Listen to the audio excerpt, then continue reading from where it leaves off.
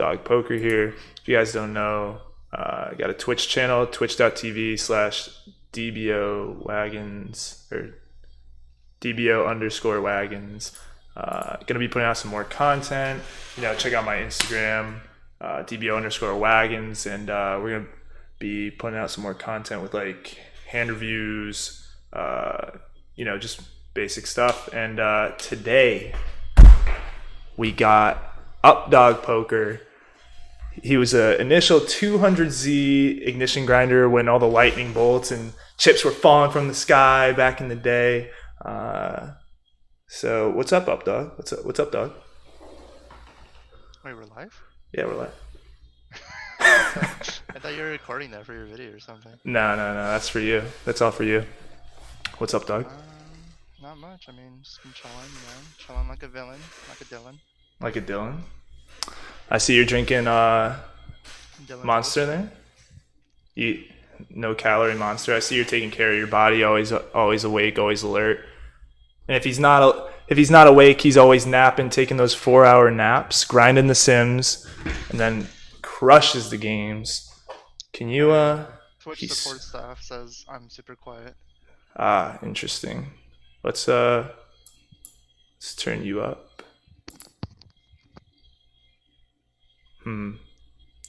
Why is it really loud on your end? I mean, it's fine on my end. Oh. Maybe here. Can you just put your mic closer to your face? Maybe that would help. What the fuck? How do you go put? How do you go put this? Put this what? Put this what? Huh? Put something else closer to your face. Maybe later. But on your Streamlabs, the aux or the output or whatever. Just, it's all the way to 0.0. No, what do you mean? Like, make it higher. Like. Oh, the output. Not your mic, but there's like 2 bars, right? Yeah. There's a mic, and then there's a desktop audio. Yeah, there you go. It's all the way up. All the way up. So it's your fault. It's your fault. 0.0. How is that all the way up? Are you trolling me? A little bit. Your output, right? Audio. You're trolling now, right? Wait, no. It should be a positive number. It shouldn't be 0. There's no. Like there's a scroll wheel or like a bar. Oh really? Jesus Christ. All right, so a white guy and an Asian guy walk into a bar. All right. Welcome to the shit show. I mean, we kind of assumed this was gonna be a shit show. No, it's fine. We could just fuck around for the first 5 minutes. I know, right? Let me check the volume. Yeah, maybe it's your fault. Have you ever thought about that? Maybe it's your fault. All right, let me turn up my mic a little bit. Yeah, there you go. See if it's even possible. Fucking. God, the things I do for white people. I thought I was the only one. Little did you know. I've got a whole stable of white people. Oh, yeah.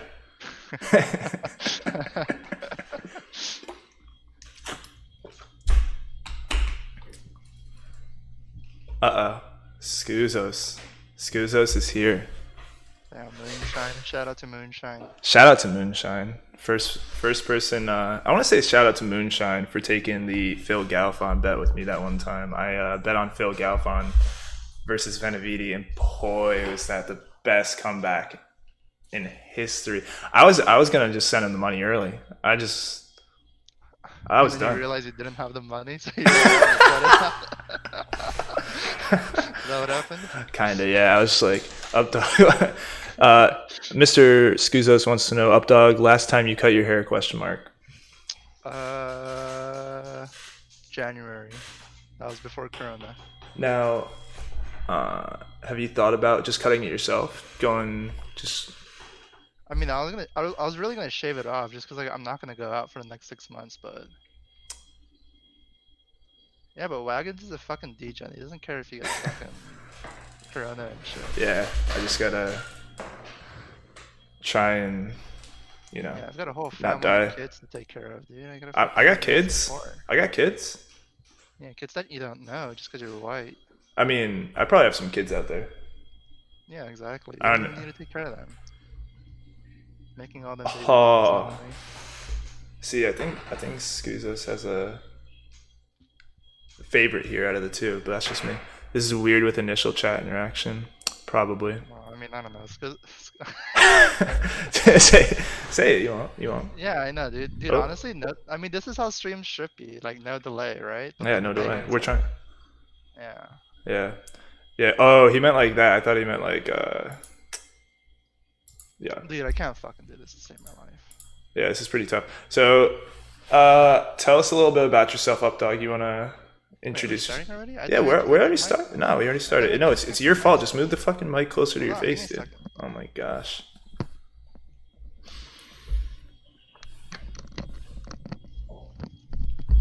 All right. Did you change? Did you just change headsets? No, I just fucking plugged it in, you fucking retard. Oh, okay. Oh, that's nice. Okay. Wait. Okay. It's telling me I was out of battery, fucking bad time. Oh, okay. That's probably why. All right. Give me a second, I know how to do this. All right.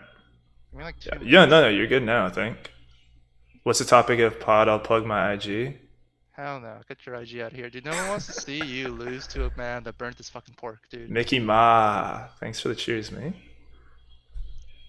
That was disgraceful. You could have straight up served up fucking tap water and you somehow you go and fuck that up, you know? Should we put on masks, by the way? Oh, true. Because I don't want to infect you. I don't want to give you a virus, you know, through, I mean, through I'm the the one internet. that infects you, right? Like, I'm the Asian, right? I like to see you cook. I'm actually a better cook than I was cringing at all of you guys. Yeah, Like, I've never laughed so hard at one video, man. When you and Scott here, I'll teach you some tips. I wouldn't be surprised if the fucking inside of that chicken was raw. No, it was. I mean, Like you have to like either put it in the oven or like make some what are those called, like the marks? You have to score it.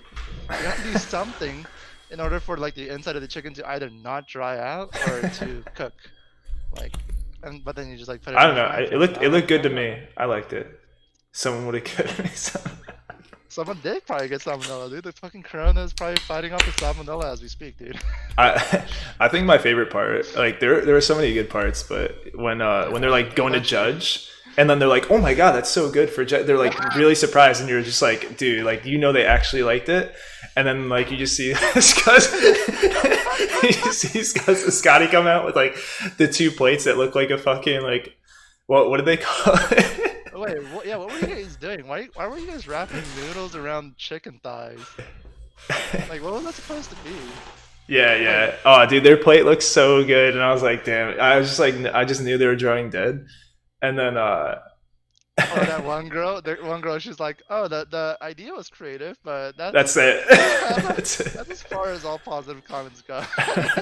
And then both of you face palm at the same time, dude. That was fucking cold. And they're doing like the after interviews with Jez and then like you just see Scott in the background just going.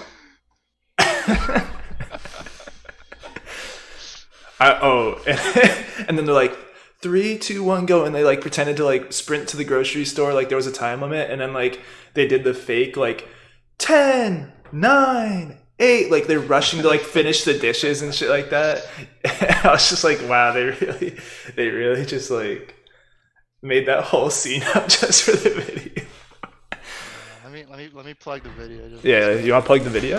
You want to plug the video? Everyone needs to watch this shit. I mean, everyone needs to watch all of them. Scott, Jez, and Daniel actually ran to the shop. Like, not even joking there. Was there actually a time limit? I thought it was a bit. Scott, Jasmine.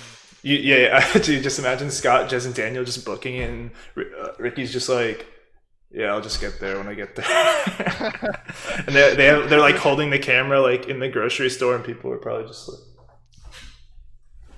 what's going on here? Is this like, am I on TV or something?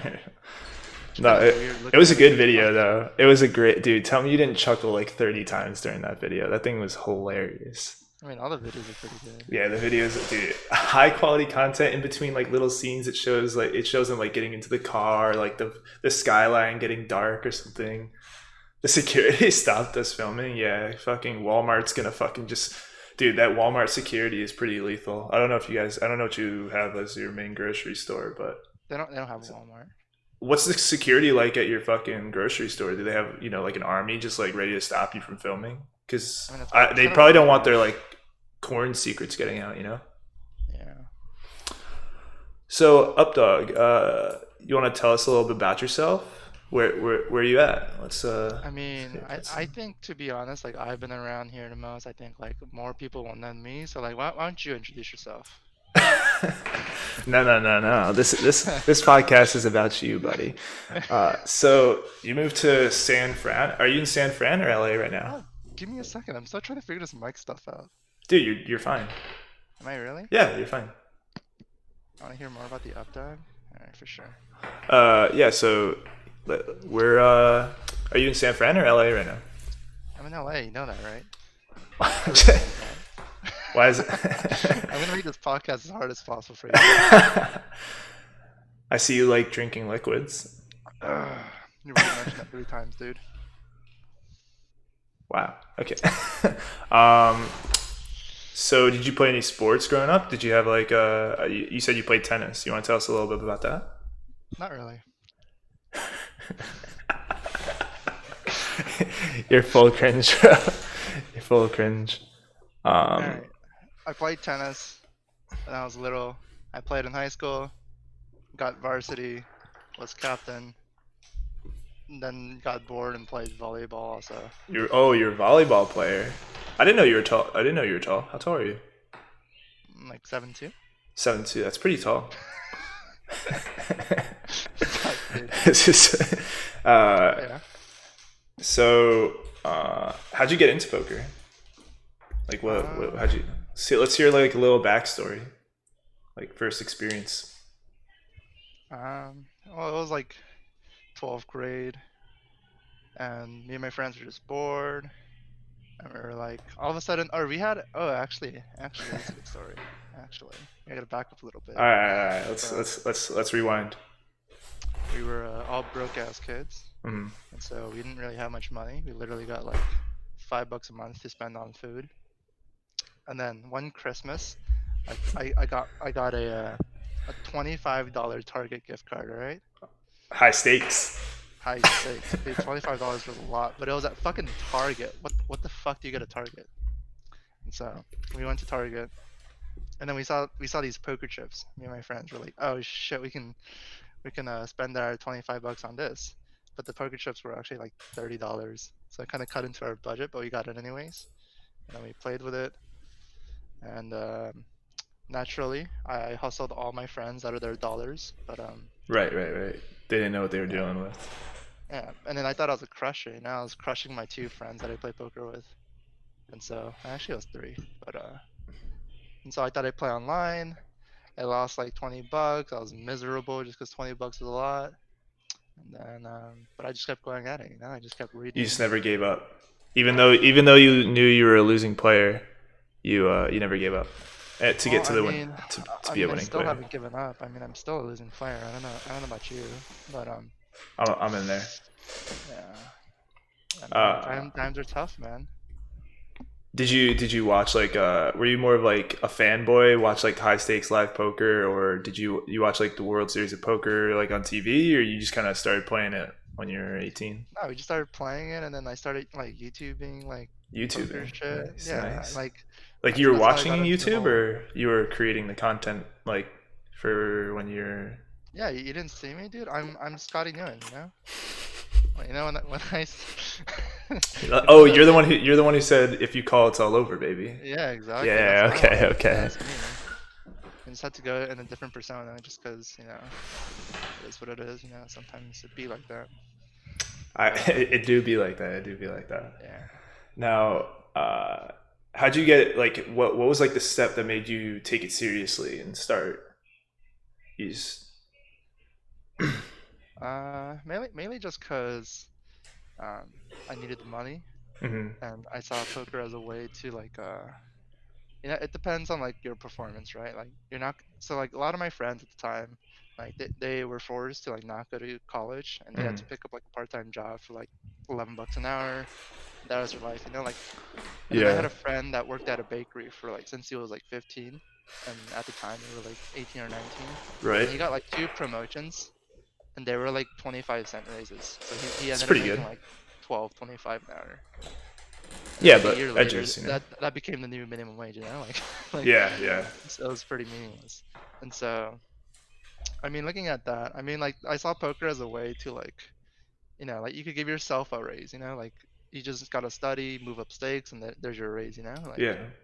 I think that's like kind of the best part about poker is if you work hard, you make more money, right? Versus if you have some like you can just have some garbage job and you could work your ass off, but if you don't have like the connections with other people or something like that, you just can't move up through the ranks. And it's kind of like you have to play someone else's game versus like you get to determine your hourly wage. yeah, exactly. And so I saw it as an opportunity to make my own hourly wage with like infinite ceiling, or Hmm. so I fucking thought. Um, but yeah, that's basically how I got started. I just started playing 5 and L on Bovada. Played. I actually started off as a tournament player. You just watch those YouTube videos. Oh, Shout out, MTTs, huh? yeah, Shut shout out to Jamie Staples at the time. up. Watching his videos. And then he's like, "Oh, I'm just gonna reg these fucking $90 spin and goes and just make like a couple $100, no biggie, Easy. stuff like that." Now, were Uh, you playing live or were you? no, I was actually 17 when I first started playing. That's under. Wait, 17. isn't TOS 18 then? Well, I meant like the Oh, okay, home okay, games okay. Yeah, right. with my friends, and then once I turned 18, I started playing online, On your and then 18th birthday, right? it's pretty close to it actually. And then I actually had to get my friend to deposit for me. I didn't even have a debit card, credit card, bank account, anything like that, dude. That's DJ. That's DJ as fuck. Yeah. Hey, it's Well, just asking your friend. Hey, can I use your name and like credit well, card to like, you know? yeah. I mean, he's a homie, so I mean, That's true. That's true. he's a because not a lot of us didn't have bank accounts back then. Just because the only reason why he had one was because of his job, his part-time job at the bakery. And so Oh, it was the bakery friend. yeah. Nice. Now you said you started at 5-0. How did you go from like 5-0 and then like you kind of played some sit and goes, MTTs, you kind of figured it out. What stake did you start really taking it serious? Where you're just like, okay, I'm gonna start studying and do all that. Uh, Probably like 10 and now. So like I played 5 and L on Bovada, like very little, but Hmm. then I mainly focused on like the sitting goes, the triple ups, the double ups, and then I played the MTTs, like $3 to $5 ones. Like I even still have screenshots of like me. So like during the first couple of my MTTs, I played like a $3.31, and I binked a $500 score. That was Ooh, like huge, like fucking $500. were you shaking? Actually, yeah, dude. Yeah. I was having my friends sweat me through like an online chat. Uh huh. I would keep taking pictures of my chip stack and stuff Hmm. because like at the time like I didn't really have like more than $40 to my name, It was like Hmm. fucking 500, like fucking it's Hmm. insane. And so after I binked that, I actually like lost half of it. I like jumped into 50 and now I'm like, man, I'm a fucking beast. Jumped into 50Z, Uh-huh. lost half of it, and I was like, okay, I'm gonna stop now. But Right. then by the time I stopped, that's actually when I started going to college. I had to move to San Diego, and like typical freshman stuff. You just go partying a lot and stuff. So I kind of forgot about poker a little bit. Right. As we all do. But yeah. But then around like halfway through, when I kind of got sick of freshman year, I started getting back on poker, and that's when I got started on ACR. If you actually look me up on ACR on stat name, it like records all the winnings and losings of every player on Hmm. regular tables. Yeah. You'll see me playing like having played like 200k hands in like 10 and L, like Dang. just straight up losing though, just straight up, just You mean straight down, straight down. literally yeah, straight up losing. Like I was a rake back grinder, but like a break even rake back grinder, like post rake back. And but that's when I started getting a lot of volume in and started taking it seriously though. But yeah, it probably wasn't like until like 400k hands that I started actually profiting. So what stakes did you just kept playing 10 and L or were you playing Well, I you're was moving playing up? 5, Mm-hmm. and then I was break even, and I was pretty delusional, so I just moved it to 10. Fuck it, you know. Um, I heard about the 20 buy-in rule. I was like, I got $200 in my bankroll. Why not just Easy. move up to 10? Yep, easy. I shot took at 25 a little bit. That didn't go too well. But yeah, basically I kept playing on ACR. But then during the time that I played ACR, I kept hearing about a site called like Global Poker, Mm-hmm. and then people were actually really good about this. This is it was pretty convincing. Where what's it called? A lot of people would say like, oh, that site is like scummy, like they don't pay Mm-hmm. out, it's shady and Right when the whatnot. Facebook ads just started coming in. Yeah, but that's when the games are the best, you know? Like I can see Yeah. why they were doing that. And so I was actually putting off global poker for a little bit. It was like Mm-hmm. it must have been like 6 months after it actually opened. People were like, oh, there's no volume, nobody's playing on there, it's shady. I mean, like stuff like that. It's illegal. Like there's like they're using a legal loophole and whatnot. Mm-hmm. And then, but eventually, I was just losing too much on ACR. I was like, "Fuck it, why not? Let's just hop on global." Mm-hmm. But initially, I hopped on to get like more MTT volume, Mm-hmm. which was a big mistake. So I was grinding MTTs there for like or MTTs and sitting goes. That's how I kind of met Jared Poker too. He was like one of the biggest sitting go Who is it? grinders. Jared Poker. Don't He's know. probably played like 100k sitting goes Oh my now. gosh, dude. You could probably look him up on SharkScope. He's actually a pretty big beast now. Oh damn. But but yeah, I played that, and then one night I told my friend like, hey, this site's actually legit. Like like this, you can actually deposit and withdraw using like real PayPal. money. Yeah, Yeah, yeah. PayPal, like cash. Like you don't need to go through like a Bitcoin stuff like that. And so yeah, Jared Poker is definitely legend status. He probably has. If you actually go to global poker rankings on SharkScope, he's probably number one for most winnings and most played games. And so I'm pretty sure if you look at the lobby right now, he's probably still there. Um, Still plays. I think so. I don't know. I mean, I haven't checked the lobbies in like a year and a half, but Right. but No. yeah. So Yeah, good. mhm. So eventually I built up a bankroll with these like small sitting goes and FTTs I was playing on global, but I was still primarily a cash player. I was reading like the grinders manual and whatnot. Mm-hmm. And so one night, so my bankroll at this time went from about like 250 to about like 600. I was like doing all right. Big baller. Yeah. But then it was like over the course of like maybe a couple months. So it was like it took a long Mm-hmm. time, but Mm-hmm. yeah. And so one night my friends like or like so this is another friend. This is a friend I met in college and he was like a little older and he had a little bit more money than I did. And I met him in home games and the college home games. And he was like and he usually plays like 1, 2, 2, 5 at the casino. And so he was like, "Hey, dude, like, how's the site?" Like, I'm like, "It's all right. Like, it's legit, actually." And then he came to play on it, and he sat in the 1-2 game, and he's like, "Dude, there's like people just literally donating money." I'm like, I mean, yeah, but I have 3 buy-ins. He's like, "Dude, you can't lose." I'm like, that's not how poker works." But Oh yeah.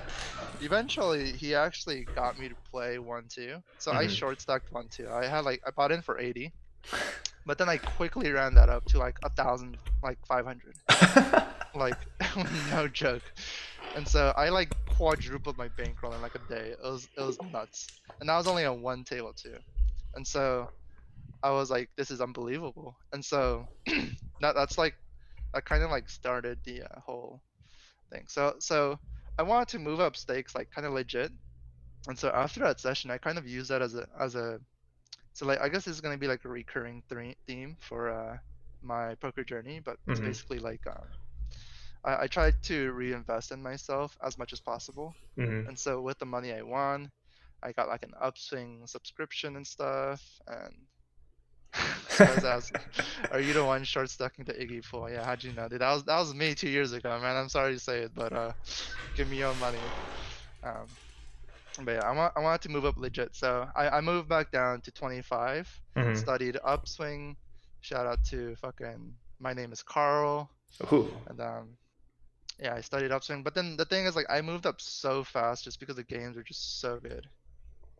Give me No. your cookies. Yeah, that's a legend too. Um, And then you started. uh, playing 200 NL on Ignition. If you guys don't know, Updog was probably the first 200Z streamer on Ignition, far before they even had 500Z on Ignition. I'd Probably say what about like Broken probably was, but I'll say I'll take the nah second. nah nah nah. You'll take No, number one. I mean, no, cause before I used to stream, I watched Broken. That's the thing. oh So okay yeah I yeah. can't say that I'm the I first. mean yeah, but Broken has that. All right. The thing about Updog, he has the number one. He clipped the best Twitch clip of all time. It's it's Broken Stars had quads, and then he went to go emote, and then he accidentally bet $5 on the river at 500Z, and he's like, "Oh shit!" And he's like all drunk and whatever, and he's like, "I hope the guy has Jack 10 because the board's like Jack 10 6 10 6." And the guy just shoves, and he actually had Jack 10, and he's just fucking plastered the whole entire stream. Probably He one couldn't of the even best. click buttons on the scring correctly. He was like so out of. He was so drunk. He was trying to click the emote one, and just like you could just see his Yeah, he cursor, just. just like a fly, just fucking buzzing off the walls. Now, how'd you get into streaming? Did you watch? Was it Broken, or did you have like a? No, so basically like moving up the stakes, because um, at that point I've like played the 1K, 2K games on global, Mhm, and moving up wasn't that hard, but it was also like pretty lonely, like especially with the whole environment of like global poker, where like you didn't mhm. really want the next reg to find out about global poker. Right, Like right. everybody was really hush about like their strats, where they play at, and stuff like that. Mhm, And so it was pretty lonely, like at some point I was like, or at that point I remember thinking like, okay, like I don't know how to improve my game. I'm pretty sure this is the ceiling, this is the top, this is the best I'm gonna get, so I'm just gonna stream, like maybe find a couple people, maybe like who knows, like maybe it can turn into something bigger, maybe like content creation, mhm. whatnot. So I just kind of did it, like not really like with a goal in mind, but just just for Yeah, fun. I think for a lot of poker players that that don't have like the Twitch community like we have. Like I know you, Floor 24, Aaron, Broken, whatever, because we all streamed Ignition, Balloons. But if one of us like never got on Twitch or whatever, we just kind of be poker players, being really lonely to ourselves. Might have quit somewhere along the way without that sense of community. So, Hell yeah. do you have any now, did you ever watch like WSOP or High Stakes Poker? Were you ever like a fanboy into that shit or? I didn't really watch the tournament stuff just Hmm. because, or I watched like the really big ones, Hmm. like the Scotty Newen one, that's the classic. But then Yeah, like yeah. I mainly watched the cash ones, the high stakes poker, poker after dark, those kind of stuff. Did you have a favorite player or? Favorite. Yeah, No, actually didn't. Or I mean, I guess my favorite player was Daniel Negreanu because like yeah. there would be so many YouTube compilations of like Daniel just knowing your head, and then there was like this one clip. I mean, I'm sure everybody knows this clip where Yeah, he's yeah. like, you have kings, and then the other guy's like, how'd you know? You're such a sicko. You're fucking so sick. And then and then he shows it. He flips over to kings. I think this is actually a tournament clip, but Oh, the king nine, he's like, or yeah, it was a king nine. Yeah, you got he's king like, nine. oh, you're so fucking sick. How did you know? Everyone's And just then like, fucking jerking him off behind the fucking car, like yeah, right under the exactly. table. Yeah. It's- uh, but I yeah, think, yeah. it would probably have to be Negrani or Tom Dwan. Tom Dwan, dude, Yeah, he changed poker, man. Changed it. yeah. Oh, Bloons is here. What's up, Bloons? Shout out Bloons. Uh, Who the definitely. fuck is Bloons? What's that? I'm just kidding. Damn, shots fired. Yeah, shout out Uh, to fellow streamer. uh, yeah. You ever have like that favorite hand of high stakes poker back in the day that you're just like you could watch every single day that you could just be like, this is just way too funny. Yeah, there was a hand. It was actually with Lex. It was funny because one of during I think it was Lex's birthday, like some like a year and a half ago, Hmm. and then there was this clip. It's not that known actually. There's a clip on high stakes poker where Lex opens from like early position or something Hmm. like that. IV three bets from in position. Lex four bet puts in the four bet with like ace nine off or ace nine suited. I Hmm. think ace nine suited. And then Ivy just like looks at Lex and like jams for like $250,000, like 5-bet shove, $250,000 at 5 deuce off, and Damn, then that's baller and as then fuck. Lex is just like, and he just like he like instant mugs his cards, and then like the thing is like Ivy doesn't even flinch, doesn't even show the bluff, he doesn't even do anything. He He just just doesn't give a like fuck. yeah, he's like whatever, I want the See. money. Like I it's like I knew you were bluffing. And then so yeah, dude, how fucking baller is that? I mean, I mean, yeah, dude, like, even for like the past like what 16 years, 20 years or whatever, Ivy's kind of just been on top of the game. Even though like recently or whatever, we don't really know what's going on, but it feels like Ivy's just kind of always been up there. He played like the super high roller cash game when Doug was there, just battling it out. And even like a lot of online pros who play with him say he still plays like really well. From what I've heard. yeah, I mean, it seems like he still plays online. I think there was a story of who was it again? Oh, Jason Kuhn, where he told a story about Ivy. So it looks like Oh, he's still active. yeah, and the app. I think Yeah, yeah, hmm?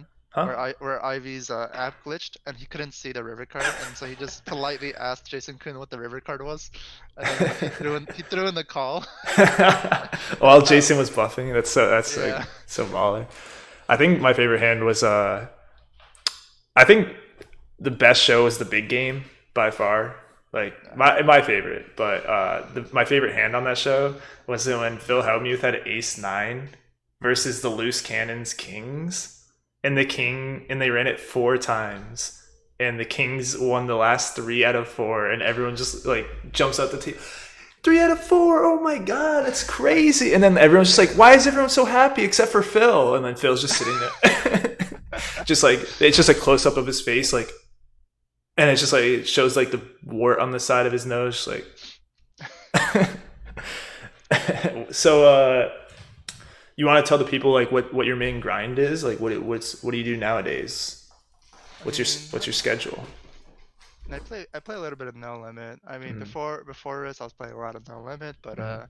I've recently got coaching for the Great Game, the 4 card game, and it's actually So, been working out oh, pretty well. 4 card no limit hold'em. 4 card pot limit hold'em. So a little different in terms of the rules. I mean, like the math stuff, I don't really get. Like pot size bet, I don't know. Like, dude, if it was live, I wouldn't be able to do a pot size bet.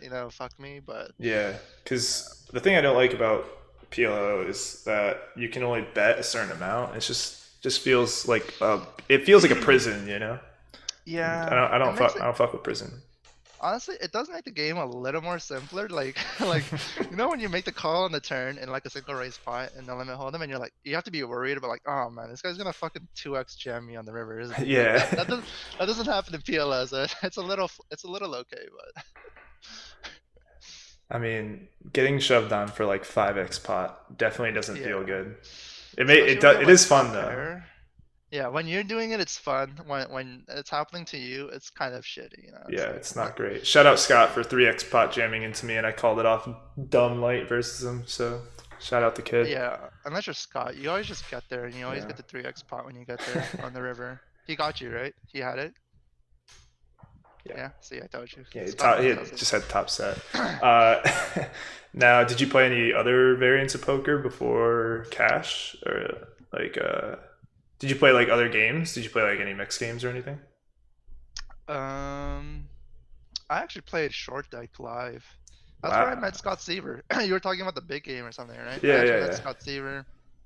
Um, yeah, this was probably like 2 years ago during a Vegas trip where I was at the Bellagio with a friend. This was the night after the whole Jamie Gold shit. Hmm. And then I saw Jamie Gold playing the 2-5. And so I hopped into the 5-10. Right, And then because you were Andrew scared of hit. Jamie Gold. Yeah, he's a Right. fucking big crusher, dude. He was doing some bankroll challenge and like he was feasting on everybody's bankroll, dude. And then yeah, basically Nimi came to our table like an hour or two later. Hmm. And then so it was like basically Nimi and his friend versus me and my friend. And so the table eventually broke, and and this was after Nimi had his like whole run at once with is that guy Jay Carver, Jason Somerville, where they started introducing the short day games live. Ah, okay. And so Nimi tried to hustle us. He's all like, "Hey, why not just play some short deck here?" And then he hooked it up with the floor and whatnot, and the floor actually like got to reprogram the shuffler to do short deck. Oh, that's sick. Yeah, so we actually ran the first ever short deck game in Vegas, and we didn't know what we were doing. We didn't even know the correct blind structures. We were just playing with like, we were literally playing 5, 10, 20. That's it. Like we weren't playing with antes or anything. We didn't know like, yeah, we didn't know anything. So we were just punting around, throwing money around and stuff like that.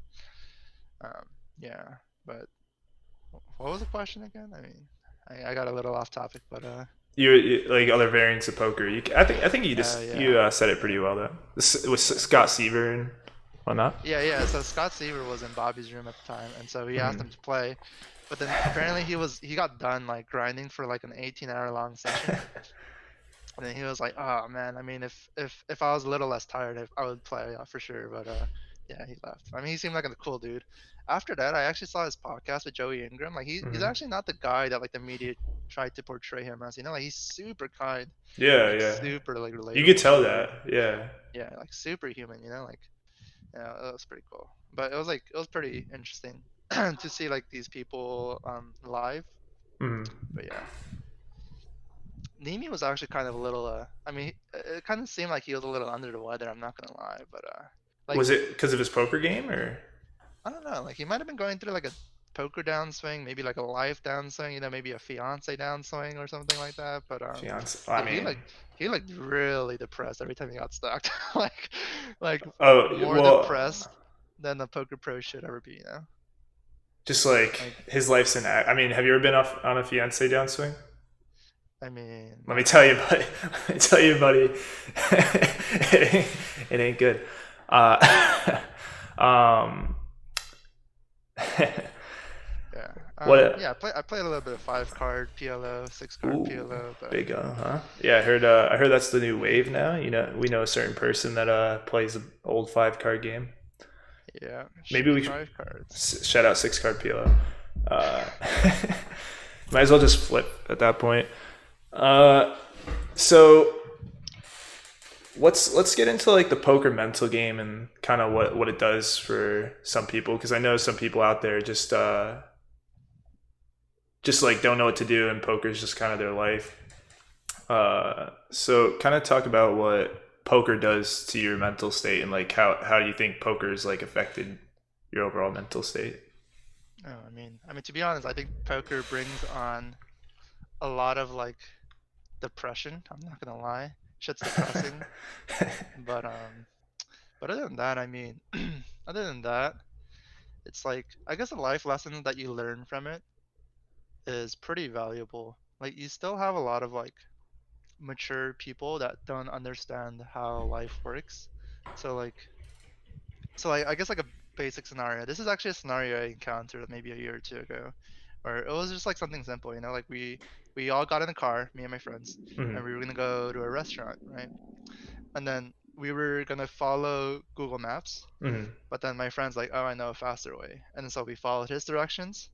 But then the thing is, there was construction on the road that he recommended that like literally just happened that day.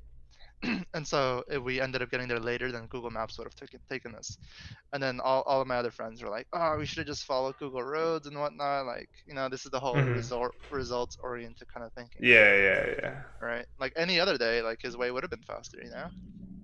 But it just happened to be that day. And then they're like, "Oh, we should have taken like." So like I think Right. like the fact that like people don't understand what result oriented thinking is and like how that may like damage like your decision making in the future, like I think that was pretty valuable in terms of like poker and like applying that to real life. Yeah, there's a lot of like good concepts that poker has to teach. Mhm. I, Yeah. I think it teaches like a lot of responsibility, right? Because if you kind of just do something stupid, uh, just like that one time, well, there goes like zero point 0.5 BB per 100 off your win rate. See ya.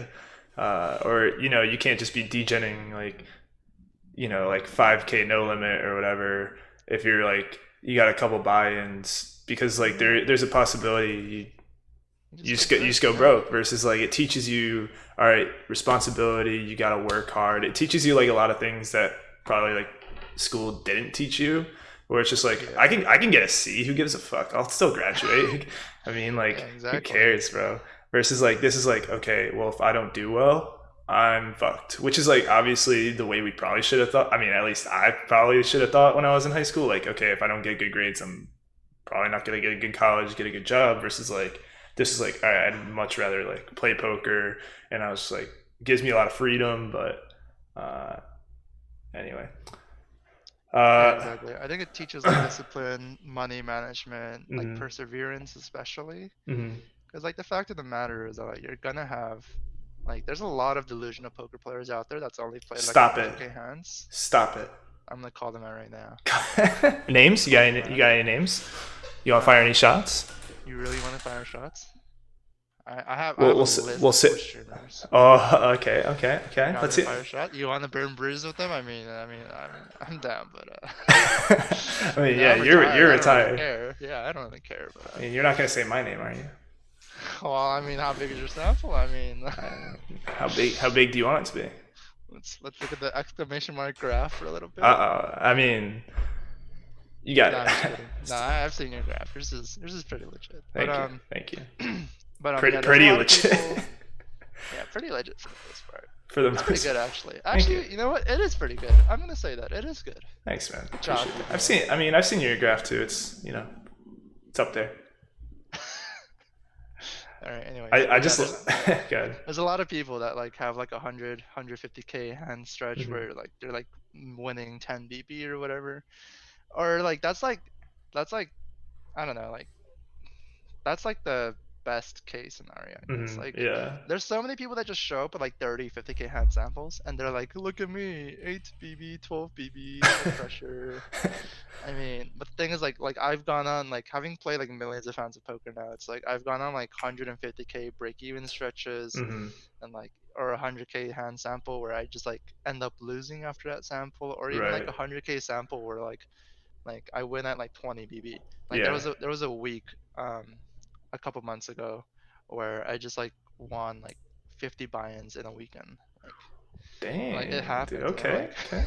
like you'll have those sessions. Right. Like there's so much variance in the type of people you play, the pool softness, Hmm. like there's just so much to deal with. Like, and the thing is, like, I don't know, like it wouldn't be it'd be fine. Like I don't really care that people post graphs of like that kind of sample. Hmm. It's more like the delusion that kind of creates people. You know, like Oh it yeah, kind of yeah. deludes them to think that they're better than other people. Like who the fuck cares? You know, like fuck, just play your game. You know, like. I feel like you're firing shots at me right now. I mean, I mean, I I mean, mean, if you feel like it, I mean, that's on you. That's not me. I mean, that's we gotta work on yourself, not I me then. I think I'm like you just because the thing it's not like it's like the delusion that makes you kind of like upset and just like like this kid's say some guy who's playing your game or whatever it's like same stakes and you just know like he's kind of trash or whatever, or like the stake below you or a couple stakes below you, even like 50 and L for someone who's playing the stakes you're playing, uh, and they're crushing the sample, and then they start like berating your play or something like that because like they have a 10 BB and you're just break even at 500 and L. What do you know? At least they're making money and you're not. Like there's just like so much stuff that goes into it. It's just like, dude, look, yeah, I mean, it's I'm just gonna play my game. Like, yeah, you don't need to exactly. be Like involved in there's my so game. much ego that gets created from like Hmm. those small sample graphs. Like in poker, if you really want to succeed, you just have to get rid of your ego. Yeah. Like your ego cannot be a thing, I or th- else nah, you're I think I disagree. I think like it's that passion and fire that like like I'm the best and I'm gonna keep working to be the best versus like the people who don't work. You can tell the people who don't work hard and they think they're the best. Like I know I'm not that great right now and I have like a lot more to improve. But I think, you, I mean, I understand. Like, I think passion and ego are two different things. that's true. Yeah, yeah, definitely. Ego is more like I'm better than you, and passion is more towards like self-improvement. You know, Right, right. That's true. like ego is putting other people down, while passion is like putting yourself up. You know, Hmm. being a better you. Yeah, and so I think they're two different things. I do agree that you do need a lot of passion in this game, just because I mean, like at this point, like at the state of online poker, like if you want to be good, you just need to put in 1,000 hours of grind, like Yeah, study, you know, like pile every just day, like no just stop. Yeah. yeah, unless you're Uh, like an absolute savant. But so, what do you think poker has done for you? Like, what has poker done for you that that's kind of like better than a normal job, where you're just like, man, I hate jobs. Like this part of poker just makes it so much easier. it would have to be the freedom for sure. Yeah. Once a lot of my friends started graduating college, they got like real jobs. Um, it was kind of like I would be like, hey, you want to go to Vegas like at this time? And then they're like, oh no, like let me ask my boss, let me see if I have any holiday hours, let me Hmm. see like stuff like that, you know, like or like if they were able to make it for the weekend, they'd be like, oh, I gotta like fly out again, I gotta fly back to my city in like Sunday morning or something. So it's like yeah, there's a lot of like restrictions that I didn't necessarily like. Cause like the thing is like when I went to Vegas, I was like, man, the games are good. I kind of want to stay for another week, and then I just did, you know, Yeah, like yeah, yeah. You have the freedom to do whatever you want if you have the money. You know, like that's the thing in poker. Like you need money to make more money, but if you don't have the passion, like it won't get there. And then also it gives you the freedom to like do whatever you want, but you're also still in that mindset. Like, okay, I'm not gonna like just degen all this stuff or just keep going out partying and uh, yeah, doing exactly. whatever. Someone asks, "Is Updog Korean? Can you? Yeah, the best type of Korean. What's the best type of Korean? I mean, it's a 50-50 flip. I mean, just guess. So you're North Korean?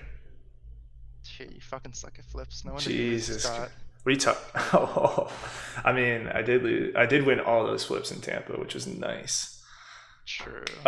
Cat Hair says you're Yeah. black. I think you might need to adjust the settings on your monitor. No, no, that's just my skin color. I mean, what, you trying Oh to hate right, on me or like what? Like, dude. Like I'm gonna dude, stay. if I I'm said I staying was out of this black, one. are I'm staying you out of this gonna one. you gonna kick me out of this Discord call or something or No. what? Like, I mean, like just because you're white, I mean, honestly, I didn't think all white people were like that, but I mean, you might just be proving me wrong. Like, I'm just some stupid American, bro. I don't know what you want me to do.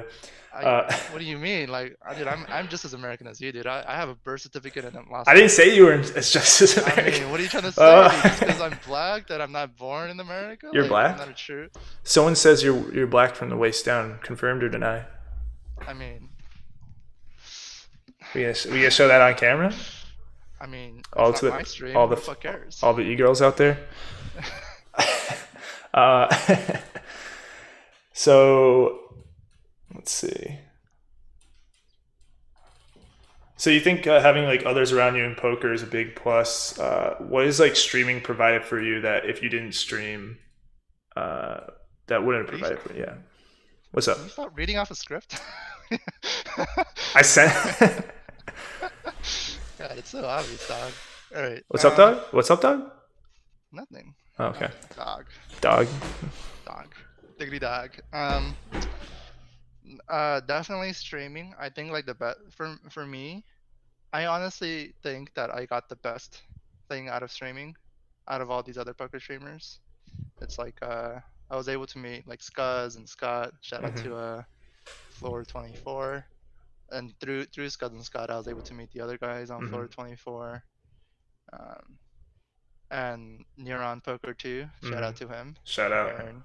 It was Big Boy's birthday yesterday too. Yeah, it was. Well, It was wait, it's yesterday. today. It's Oh my today. No, it's God. today for us. It was yesterday for Yeah, him it's today, because dude. they're in the It's actually future. Yeah. yeah. That's Yeah, that's why in the that's group, that's why it's a happy Australian birthday. well. That's why if you think about it,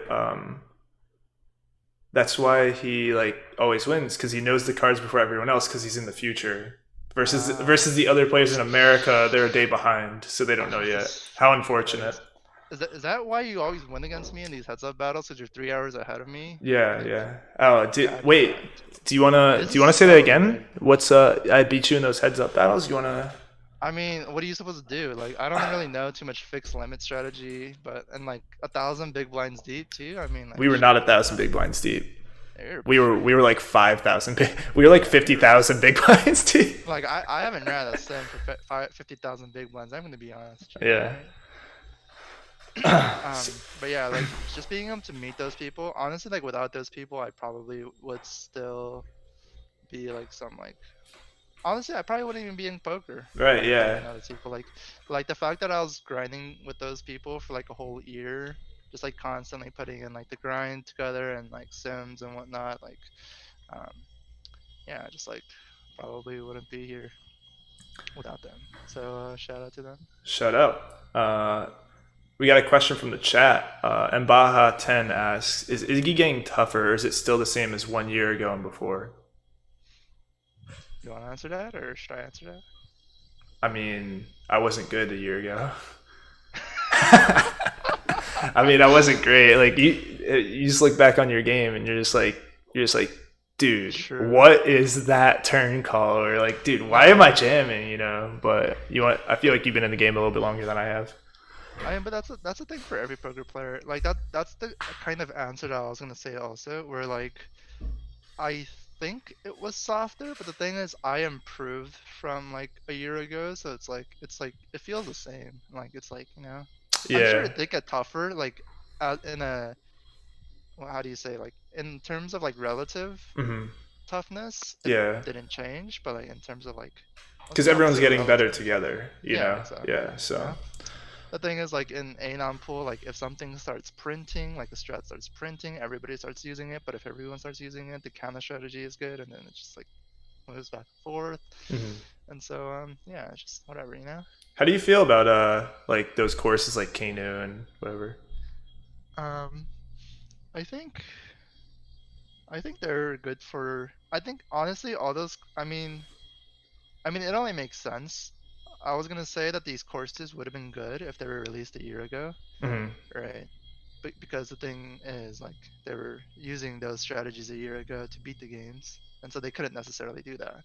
Right. So, but I think for like beginners, it's definitely a good way to get introduced into like strategy kind of creation in poker. It's like a decent way to like improve, definitely.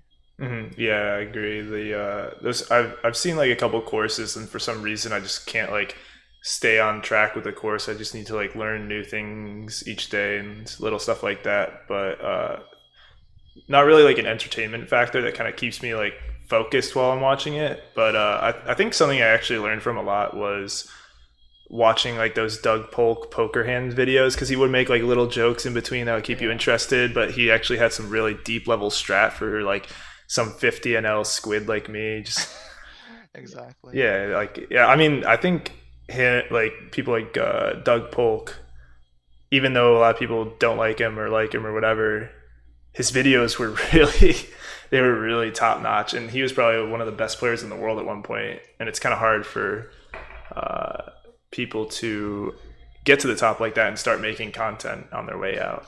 And there's actually a Twitch streamer right now who's streaming like 5K and 10K on Stars. Have you seen that?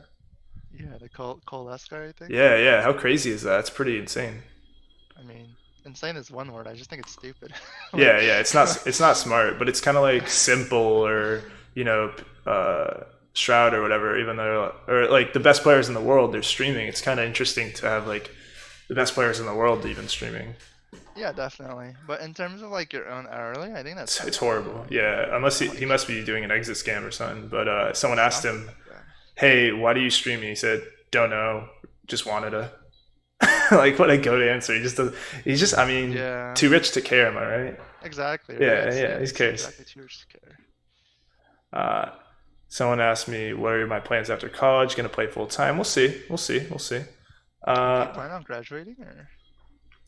give it another couple of years. We'll see. I mean, all the girls. You know. I mean, I mean, Myrtle Beach. I.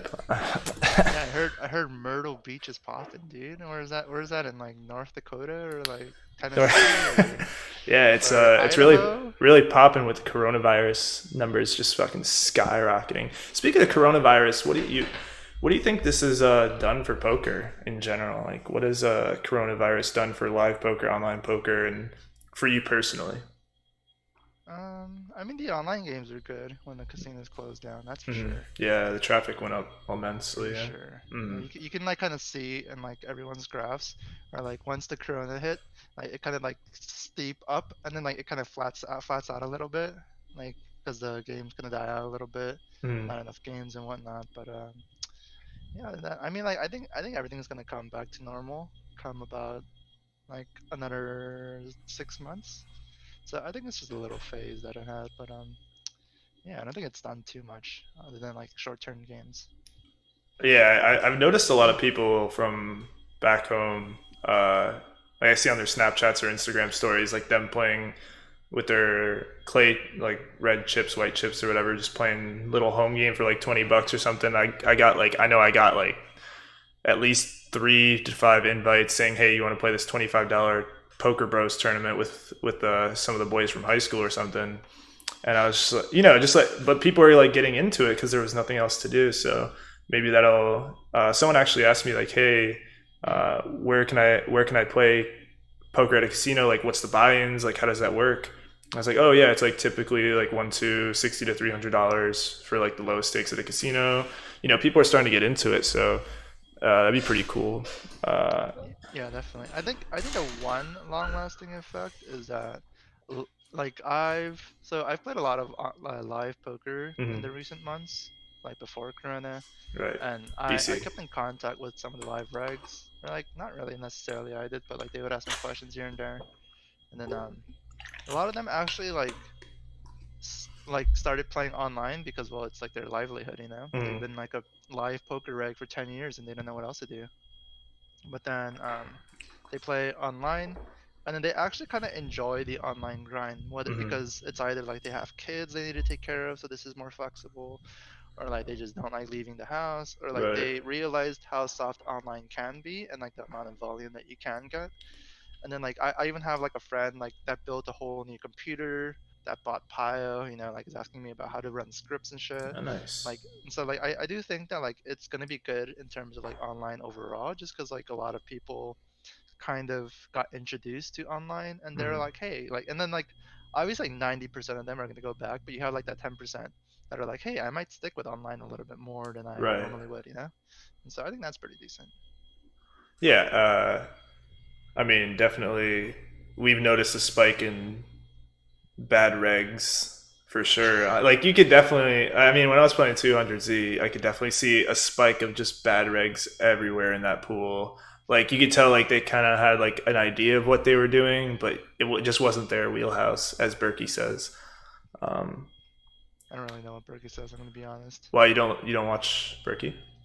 No, actually, one of my friends that I met in the casino, he actually linked me. Um, what was it called? This is like the Solve for Why home game. Oh, the Like they Poker all have Out these like, Loud. Yeah, yeah, that one. And yeah. it's actually one of the regs that I thought was pretty decent. He actually plays in that, and I thought that was pretty Who? funny. Wait, really? Who was it? Um, I don't remember his name. It's he has a pineapple hat on. He's a little darker skinned, so don't hate him. But yeah. Nick Howard, of course. They say. Yeah, but I'll probably look for him later. But no, Mhm. he actually played in the cash games. He's mainly a live tourney reg. But when he played in the cash games, he actually played pretty decently. Like Yeah. he didn't know what like fundamentals were, but like he had a really good intuition of like when he should do something, Hmm. which is like pretty cool. And I heard they But were playing pretty loose because, like, for the sake of the show. oh But yeah, yeah, it probably didn't matter. I mean, Honestly, like, but then hearing his thoughts out loud, I'm like, oh god, like, yeah. But that's dude. That keeps the hope alive in poker because sometimes you hear like, you hear thoughts of other players and you're just like, oh, like they don't put in any work at all. yeah. You And so know. it's like it's interesting, like like live definitely is probably like Hmm. the end goal for a lot of online poker players. Um, Mainly just because like there's a ceiling in online poker where unless you want to put in like an absurd amount of hours of studying, or you're just like a savant and you still put in an absurd amount of hours of studying, Hmm. like it's gonna be really hard to like break past that like 1K KNL level, like Yeah. because that's past that, that's where you can kind of just like one or two table and make like 500 an hour or some shit like Yeah. that, you know? Like, and so it's pretty yeah, there's like a hard ceiling for a lot of the poker players, and so live is definitely probably the transition for What sure. do you have a hope to like go play live high stakes? Like what's your end goal here, man? Just be rich and sail into the sunset, or Yeah, I mean, just make my money in poker and then just leave, and then you know, yeah, live poker? Fausto, Faldis. Yeah, I think it's Fausto. Yeah, yeah, Now, that's the guy, the commerce reg. now I know the chat likes to talk about giraffes and whatnot. Mhm. What kind of style of poker do you play? Are you more of a red liner, blue liner? What's Um, you like to just chat it up, click some buttons? I mean, I don't know, like, what does it mean to be a red line? And does that mean like none of my lines are positives for that for Oh, if right, of that's a giraffe course. scheme? Like, Except, is your EV line positive? my what? You're no. Dude, Oh. that's disappeared off the graph, dude. That's straight down. Like, I can't even see it, dude. I'm more of a blue liner a Mhm. little bit. I can show you my old hands, like the 200 through like 1K hands that I Mhm. played like a long time ago on global. You And I wait. have You have like, a graph from Global. yeah, ban me. I don't care. They already banned me once. They banned everybody once. Yeah. That was a dreaded December. I still Mhm. remember that exact day. It was the month that I came back from Vegas. I was like, I lost a lot in Vegas, and then I was like, I'm gonna come back on the online grind. And then Global was like, anybody that's downloaded hands, fuck you guys for a month. Yeah. So that was pretty whatever. Those were the softest global games I imagine during that time. So literally all the regs were banned. How long were you They were banned like for? just a month. Um, everyone kept begging like, "Oh, please just let it be a week or whatever," just because everyone knew how soft the games were gonna be with Yeah. all the regs gone. There were actually like one or two regs that like got spared, and they probably had the fucking time of their lives, dude. Just making all the money, sailing off to the sunset. Must be Yeah, nice. yeah. Uh, But looking at that graph, it's like straight up pure blue line. Like my red line was non-existent. yeah, But it's center of the earth. yeah, Maybe, but I think breaking. it's Maybe. fine, Yeah. just because back then there was a lot of whales and stuff. But yeah, now it's definitely gone more towards like a balanced approach where it's just like Mhm. stable red line and then just blue line it up. Now, when you're playing poker, it's like a pretty tough grind. Do you do anything off the table, like not studying, but like in your daily life that'll help Like your jack no, like a jack healthy off diet? or Yeah, yeah, jack off, healthy diet, stuff like that. What helps you off the table that you do to improve your poker game in general? honestly nothing. That's probably why I'm so depressed at poker. I like Aaron tells me always to meditate. I How's haven't that read going? more than 10 pages. Oh, the mind illuminated. Yeah, Dude, those 10 haven't. pages are good though. Those first 10. Those 10 pages are good. The I've learned a 11th one is lot. tough You, though. I you just haven't. got to do it though. Yeah. Yeah, I used to be on a really healthy diet. I used to work out a lot, but ever since the whole Corona shit, I What do you gained a mean, lot of bro? You look weight. at dude. You looking nice, man. Dude, look at you. Fucking stud, my man. Then my jawline disappeared. It's there. It's on. It's there. Like it's somewhere. We'll find it. It's But somewhere. I mean, Yeah, you're I've been fucking eating really stud, good dude. food. Yeah, I don't really do anything off the table. Like I think switching it up is one thing that I actually do Mhm. off the table. So like, um, so back then I was kind of a lot into sports betting. So I would do a combination of sports betting and going to play live, and so that was like a really good balance. Right now I'm pretty burnt out on No Limit, and that's why I started playing PLO, and that kind of like made me want to play No Limit again. And so like it's like a good like break, Like you It's always like need these changes in your game.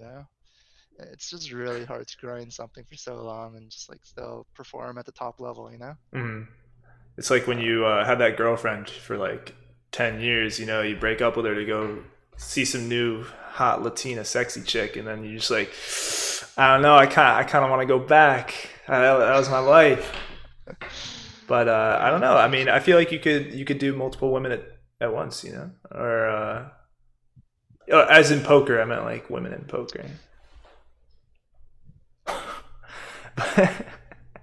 No comment from Richard. All right. Now, let's get into like autopilot and what that does to your game and how to get out of it. Do you have any tips for any of the young lads out here? I know everyone watching this is an absolute crusher, never goes through swings, but um, Twitch what Chat Pro. Twitch Chat Pro?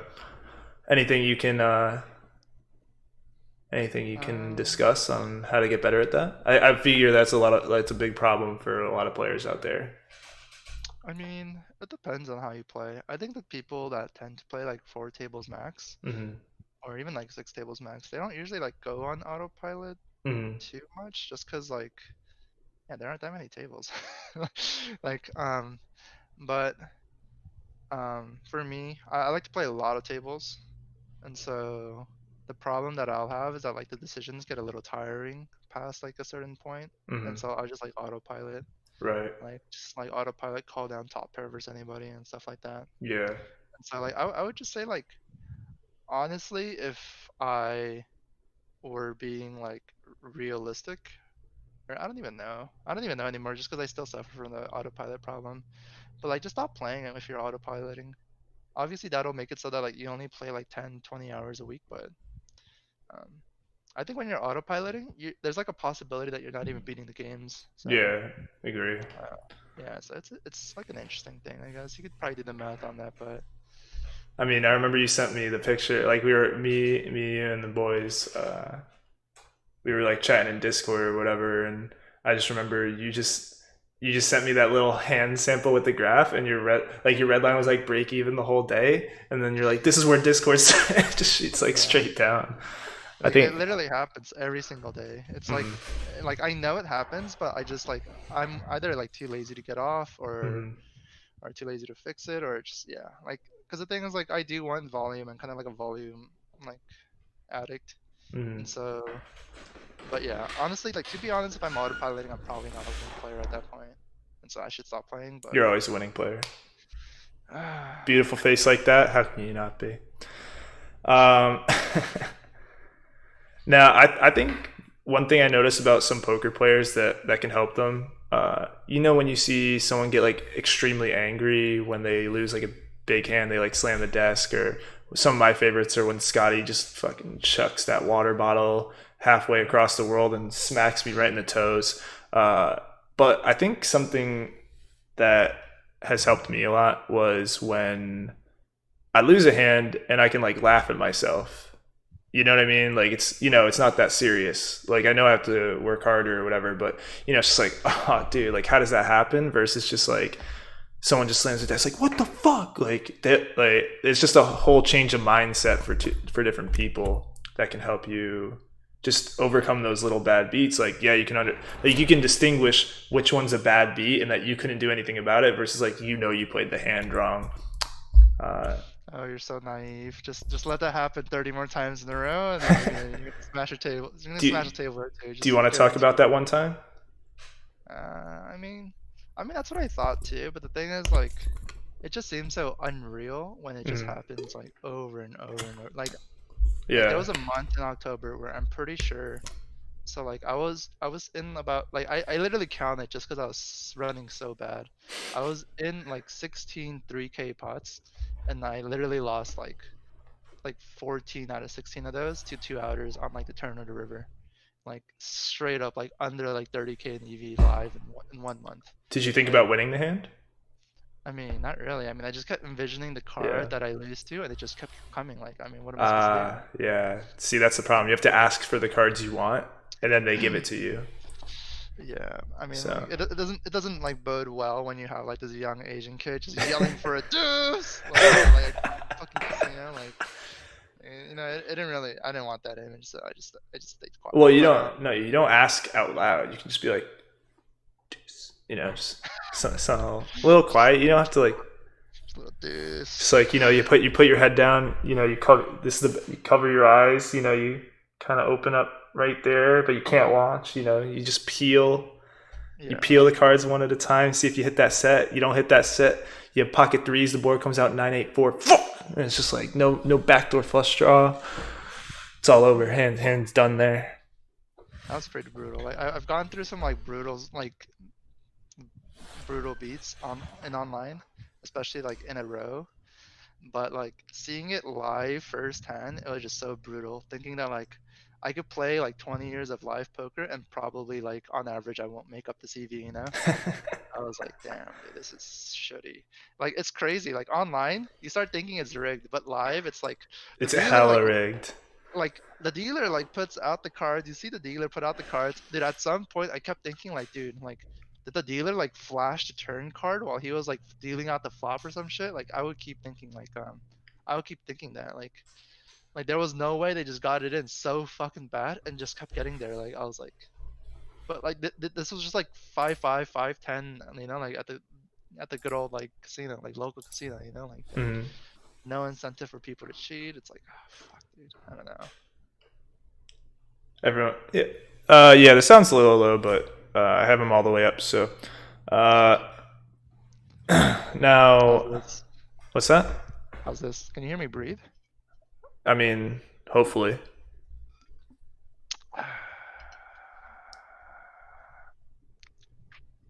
Aaron, what's next on the list, Deebs?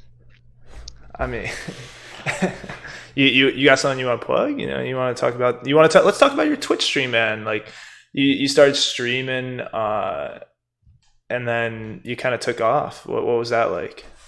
You know, just becoming like the face of the 200Z Bovada. I mean, I don't think I was really the face. I mean, I just like streamed and then just like it just You got had the traction, you know? you had the doghouse, probably one of the biggest. The tacos. You had one of the biggest like recognizable. How do you say logos? Shout out J Alex. Uh, yeah, he's. I got Scuzos says any props coming up. I don't know. You let's. Oh, we gotta do that marble racing. Oh yeah, Don't where you don't just don't burnt cheat off. me. Don't cheat me this time. I haven't watched any of it yet.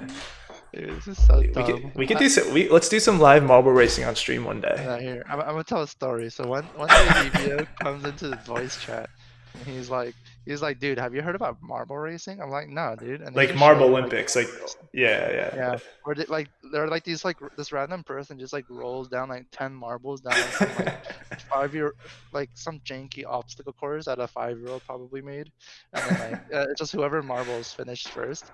And so he comes up to me with like before then I didn't know what marbles were. So he comes up to me and he's like, "Hey, dude, let's just bet on this." And so he like he even picks the video and I let him pick the marbles first, and he just like, long story short, he just lost $300 to me. It was like insane. I He only just lost 300. he like Dude, no, the anti worst yeah part was I lost like 10 of them. I lost like 10 flips in a row. yeah like I like he thought I was cheating by like getting the VOD and like what's it I would. called, getting the VOD and looking forward. And so I told him to choose first, and like literally like he chose first, and like the 10 times in a row he just lost. I was like, this is dumb. Just Like scammed myself. I basically said yeah. like, "Hey, you want some free EV?" You're like, "No, no, no, no, I'm good." And I'm just like, "No, no, no, no, take it, take it." Like, and you're just like, "Okay, I guess." Like, He whatever. fucking reverse hustled himself. But yeah. Yeah, that was a good time. Dude, in the next cook-off that you guys have, Scuzz, we could do a little prop on that. That'd be fun. Ooh, yeah. I might. Yes, let us know in advance so me and Richard can bet, and then when it comes out, we'll. Oh yeah. Yeah. I'll plug it into my model and see who the best cook is. But it's not looking good for you and Scott. I'm gonna be honest, dude. You a good cook?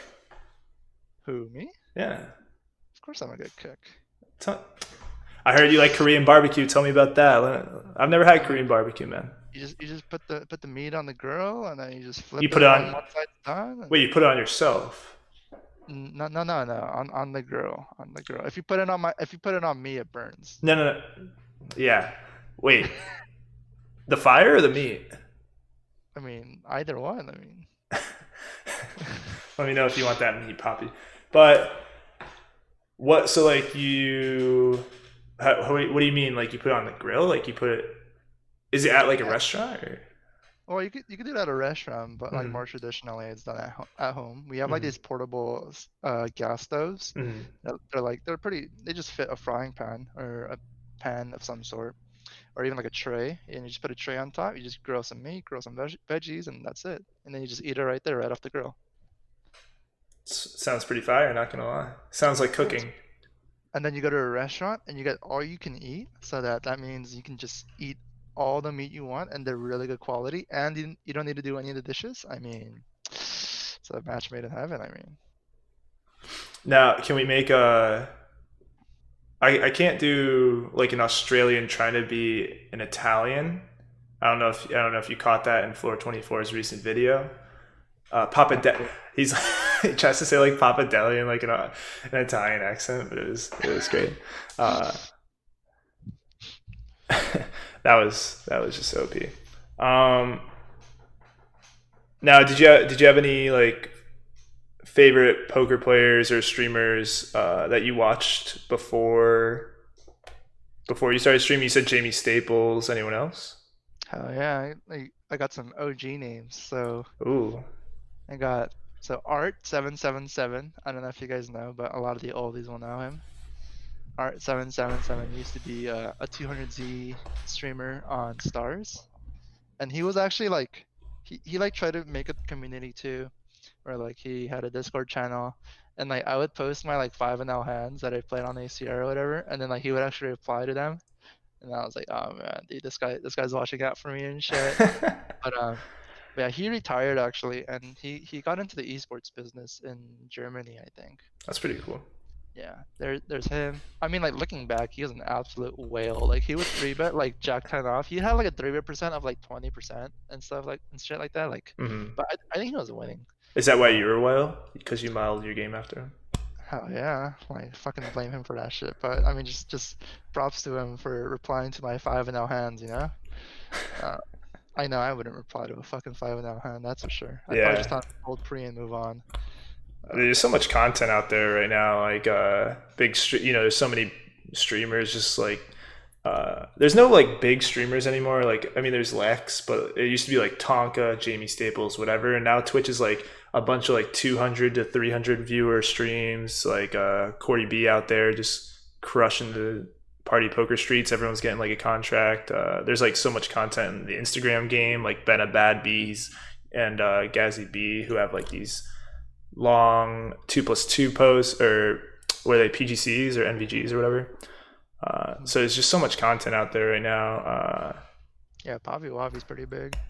Who's Bobby Wobby? Alan Pav, Oh, Alan Pav, Alin Pav. Alan Pavlovsky. I love the clip where he breaks his mouse. It's Yeah. so great, and he just gets Ace King like twice, and he's just like, Yeah. you can just He's see. like, It's not him getting Ace King twice while he breaks his mouse. It's like the anger, and then like goes like, all right, we got Ace King, and then he like kick it, and it's just like, oh, dude. yeah. I mean, I've definitely seen that face from you before. I can just see. I love hearing you when you're just like, you clench your teeth, but you're talking and you're screaming at the same time. But it's also like a whisper, like, "Oh my god, dude! Like, what the fuck is that?" I just know you're just going through something. You know, Um, when you live in an apartment, you know, you can't get you can't get as rowdy as you like, you know. I mean, Yeah, but we get rowdy down in here in Myrtle Beach all the time. So, I mean that's because you have a population of -2. But are you good? Are you good, bro? So, uh, what do you think about how Linus is kind of changing the game of poker compared to like a lot of other players that are kind of at the top? Why is Linus just absolutely crushing and everyone else is just kind of like there is no second? It's just Linus. I mean that's pretty simple. I mean he kind of just like hired one of the best developers, like the software developers, to create like the best RTA, and that's yeah. The brain RTA. No, just a just Are you gonna already start some accusations on the first pod? Are we gonna start? yeah. I was gonna say firing the shots at the end, but I mean, No, I'm just kidding. No, I mean, I think Linus is just a savant. You know, he's just one of the mm, savants. Like you see that. I think it was like 2 or 3 years before like his prime. I mm, would say. I would say like his prime is like 2016 through 2018. mm, Like around that time, he kind of crushed the whole field. Not even close. Like 10 BB win rate. Um, yeah, before then, like you could see his post on 2+2 where he was like, "Oh, I busted my roll at 50 NL. This time I have like this much amount of money, and I'm gonna start at 10 NL." And like he posed pretty consistently for like 2 months, and then he just like disappeared. And then people were like, "OP busted his bankroll again. What a shit! What a shit fuck, you know?" Like, and then like a couple months later, you see him like 200Z, 500Z, like, and then Yeah, like 1K, and then all of a sudden, like a year later, you see him playing like 300 with OTB Red Baron, like the yeah, best six max player at the time, you know, and he like dethrones like OTB and like, and so like I just think like I don't know, like he either just like something just clicked and then he just like locked himself in a mm, basement for like a year or two, just like grinding pile sims, mm, or yeah, just like honestly, that's just probably a product of like hard work and a lot of talent, definitely. yeah, definitely. I mean, high stakes is just some other animal. I want to. He was. They were talking about him on the BitB podcast. Shout out BitB. Uh, Are you they were stealing content? maybe, but basically BitB said, yeah, he. One of them was, I think it was you, Mad Bro, or George, or somebody. He said, yeah, he was in a group chat with Linus, like back in the day when they were playing like 200 and 0, and Linus would Yeah. just post all these hand histories, and you, Mad Bro, or George, I'm not really sure who it was, but he said, yeah, like Linus was just posting all these hand histories where everyone's just like, dude, this is like clearly punting. Are you like, what are you doing? And Yeah. it turns out like he's like, God, this guy's just massively over buffing. Like, what an idiot. And then turns out like what he's doing was just insanely good. Like Yeah. he's his red line just goes to the moon, but he's one of like the only ones just crushing it like that. Yeah. Uh, If you look at a lot of his hands and a lot look and filter for like specific lines, you'll and I guess you gotta filter for like showdowns too, which there is like showdown bias when you do like database analysis of like other people.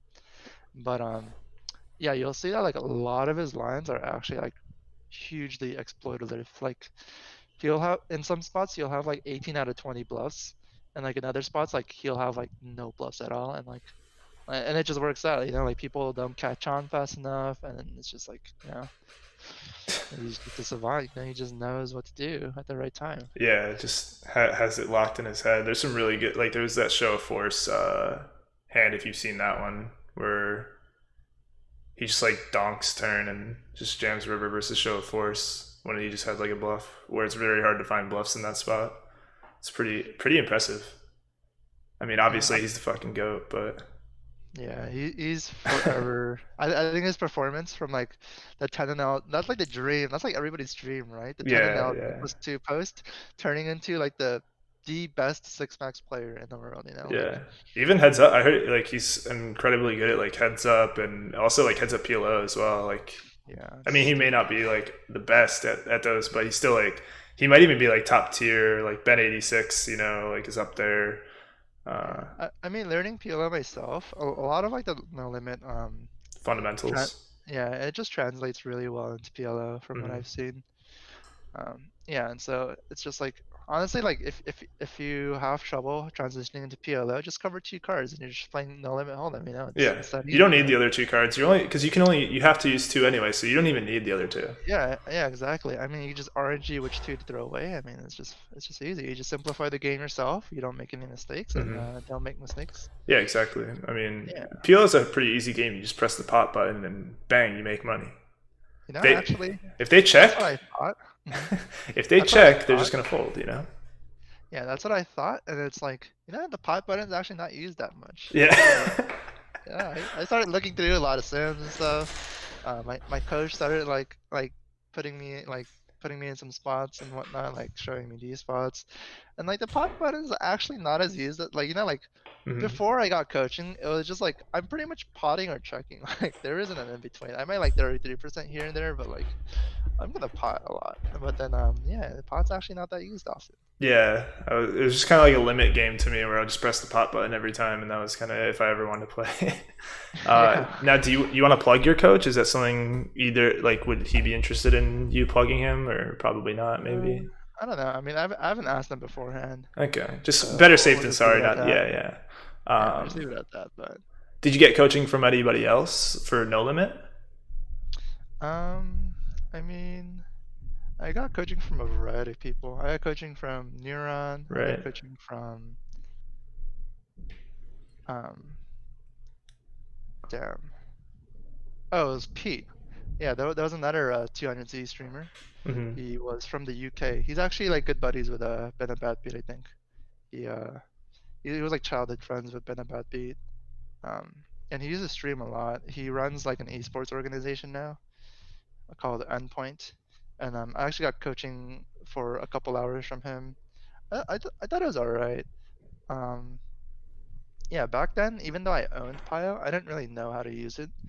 And so he definitely like cleared up a lot of like he's never used Pio, but then he just had a knack for like what the fundamentals kind of look like. Hmm. And so he showed me a lot of that. Right. Yeah. Yeah, there's a lot of people out there that like don't even use Pio, but you can just tell their brain is just it is Pio, you know? Like they're Yeah, just just like intuitively just know how the game should be played, you know? exactly. And I think having a coach, it definitely makes you accountable for yourself and other people versus like if you didn't have a coach, like you might just be having a bad day and you just might go degen like half your role or something like that. Versus if you have a coach, it's like, well, I don't want to disappoint him too because I'm a product of what he's teaching me, and I don't want to like disappoint his Right. teaching, right? So it's more like a professional aspect where when like I wouldn't want to fail because then that means they failed as a coach. So Fail. kind of like a sport, like you don't see like athletes like kind of working hard by themselves. They have a coach kind of directing them by themselves, and imagine paying for coaching at a card game. That I mean, it does translate really well to sports because how are you going to get better if you don't know what you're doing wrong? I mean, I teach golf before playing poke. I mean, that was what I was going to do, and honestly, like without coaching, you don't know what you're doing wrong, so you just keep making like these massive mistakes. Like there's a lot of physics involved in golf, so say someone's swinging outside to inside at like 2 degrees, then like you don't tell them that, and that's like their biggest leak, then they're never going to know and they're never going to get better. So I think coaching is a big thing that a lot of poker players don't get, and they think they can just do it all by themselves. But for some people they can, but I don't know. What do you think about that? Yeah, definitely. I mean, I think in terms of just like online poker specifically, like the online game is kind of dying out at this point. Mm-hmm. And so if you did want to make an impact in online, I would probably suggest getting coaching at this point, just because like I really don't see, because to be honest, like for me, like I was probably losing for like a year and a half, break even for another like half a year. And like it wasn't until then where I started winning, but even then like my poker growth didn't like stop there, you know, like it kept advancing. I kept moving up stakes and whatnot. I kept playing against harder like opponents. Mm-hmm. And the thing is, like, the fact of the matter is that like that probably could have been done within a couple months, like if I Yeah, had a coach. Obviously, right. you know, like It just speeds up the process. It's like an investment of your time, investment of the money you have now for a lot of money later. Pill Barcells, also known as Michael Knight, said, uh, "Tell Updog Mike said he's a pussy and he won't fight him IRL. Are you willing to take this fight? Is this like a fight in the works that you guys are going to fight for like what $10,000 apparently? Is this who's is Mike? this is this true? Bang bang Michael Knight? bang bang bang bang. He said, "Who's Who Mike?" I the fuck are you? I don't even know you, dog. I oh well. See ya. Um, do you have any favorite poker tools or training methods that you use for poker that are really helpful for you that you Yeah, seem to enjoy? yeah, I really like Flopzilla and defending MDF. That's a big part of my study tools. What is it? Flopzilla. You never heard of Flopzilla before? Yeah, but I just assumed that was for people over the age of 50. But yeah, go ahead. What about Card Runners EV? Like that was pretty decent. I like Equilab, you know. Yeah, Equilab. I used to use Equilab. That's like I haven't really used Flopzilla before, but I just Well, saw the software and I was like, damn, that looks 1995 as fuck, man. Yeah, no wonder your heart's stuck 500C. God damn it. Um, no, I mean, it's just Pio really. I mean, a lot of Mm, people like rave about GTO Plus. I mean, I've done some research, but I didn't really test it out. The whole like exploitability to like 0% kind of thing is kind of shady. Like that shouldn't really be like a marketing point because it really doesn't matter. Like um, yeah, that's a different topic. But like just a solver in general will mm-hmm, be helpful. A post flop solver and a database of high stakes players. Like for example, how do you know what a good button win rate looks like if you've never looked at other people's button win rates, you know? mm-hmm. Like is 10 BB per 100 good on the button? Is 100 good? Like does it need improvement? Like like you don't know where to gauge. Now obviously that's like a simple example, but like when you get into like specific lines like single race pots or it's like saw turns and whatnot, like you have to like be able to assess like your leaks and stuff. It's good to have like a high stakes database of like high stakes hands, I guess. Right. Um, yeah, I mean, definitely seeing like how other players play, and I mean, there's people who are better than you. It's kind of like really weird when uh, you see lower stakes players or whatever try to. Uh, oh, that's weird. You have like lower stakes players like telling you what the better strategy is, and obviously like getting input from a lot of other sides is really helpful.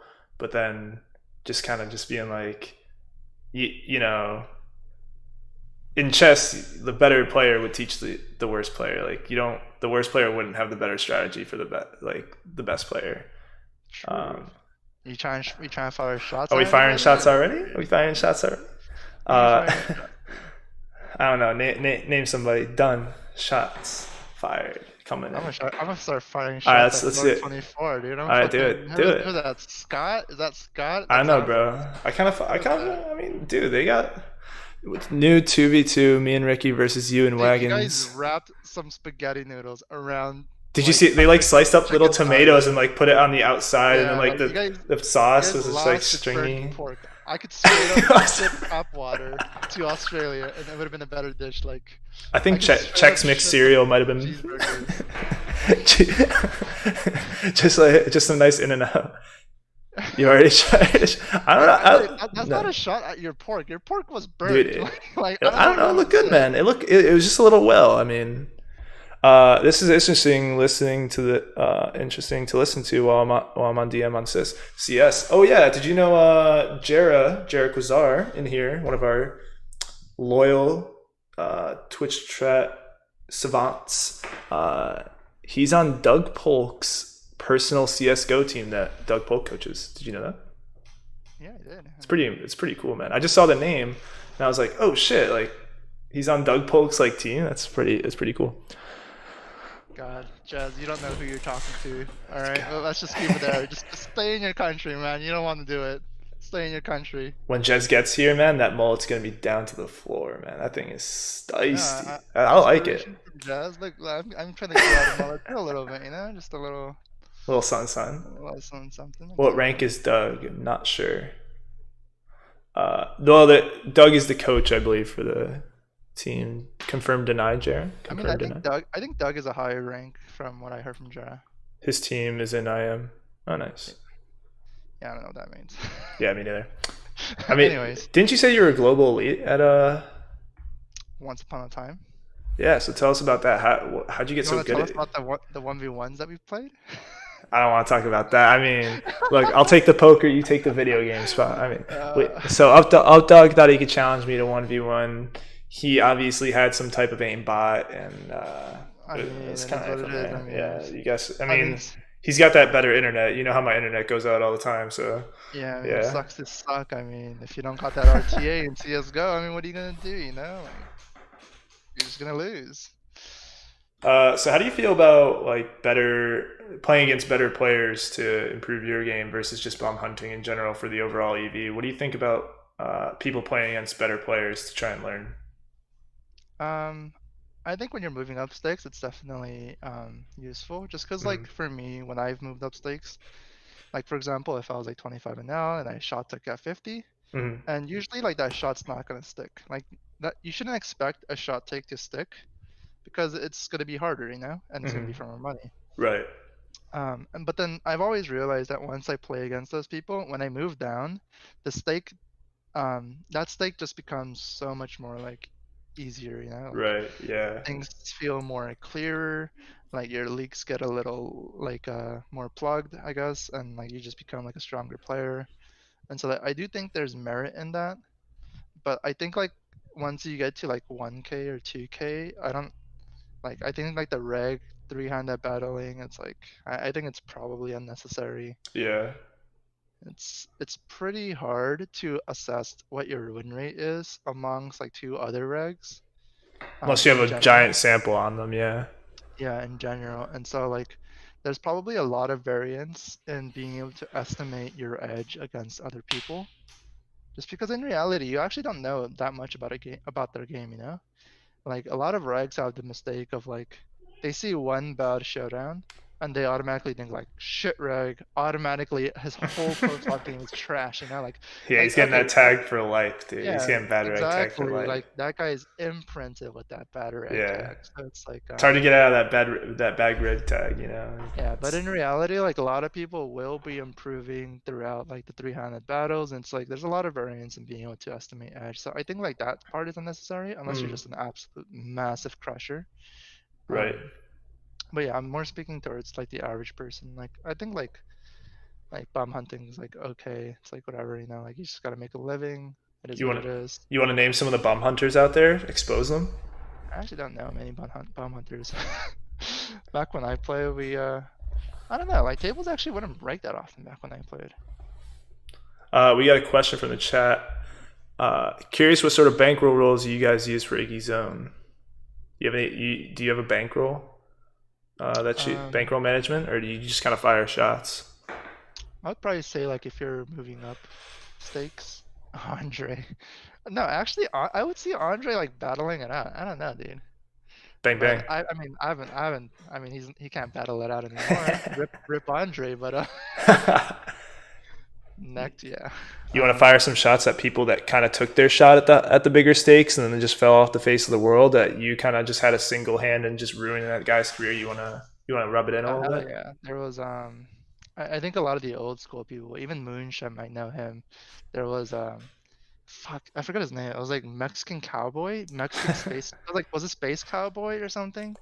I think he had like he used to stream a little bit actually. He was one of the people that got came in throughout the Triangle Plus.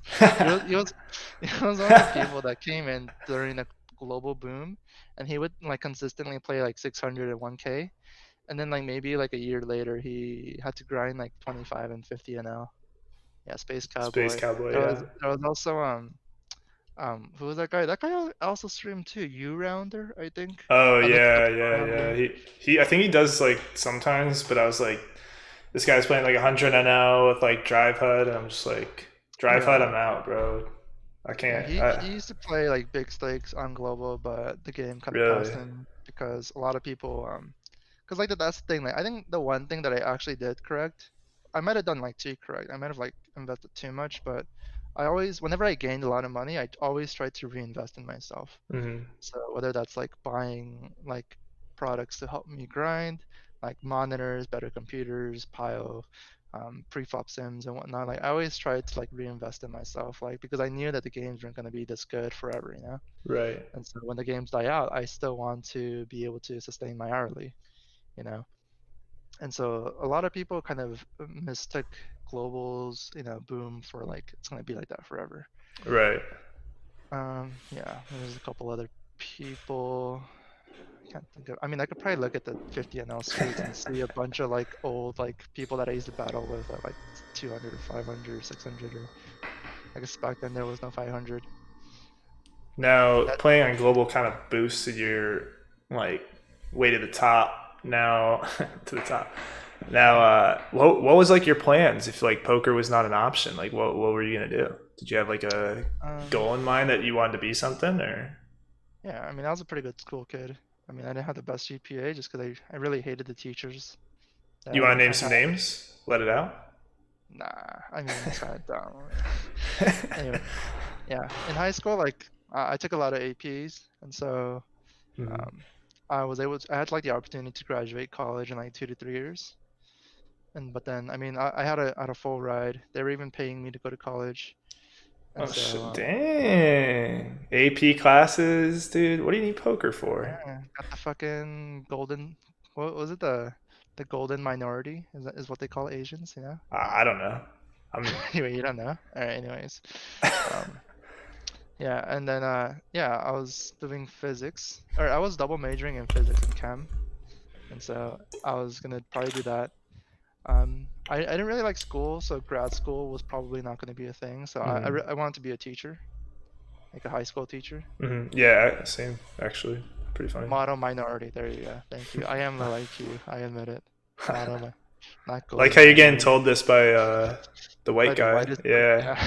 Yeah. He would know what minority. You know.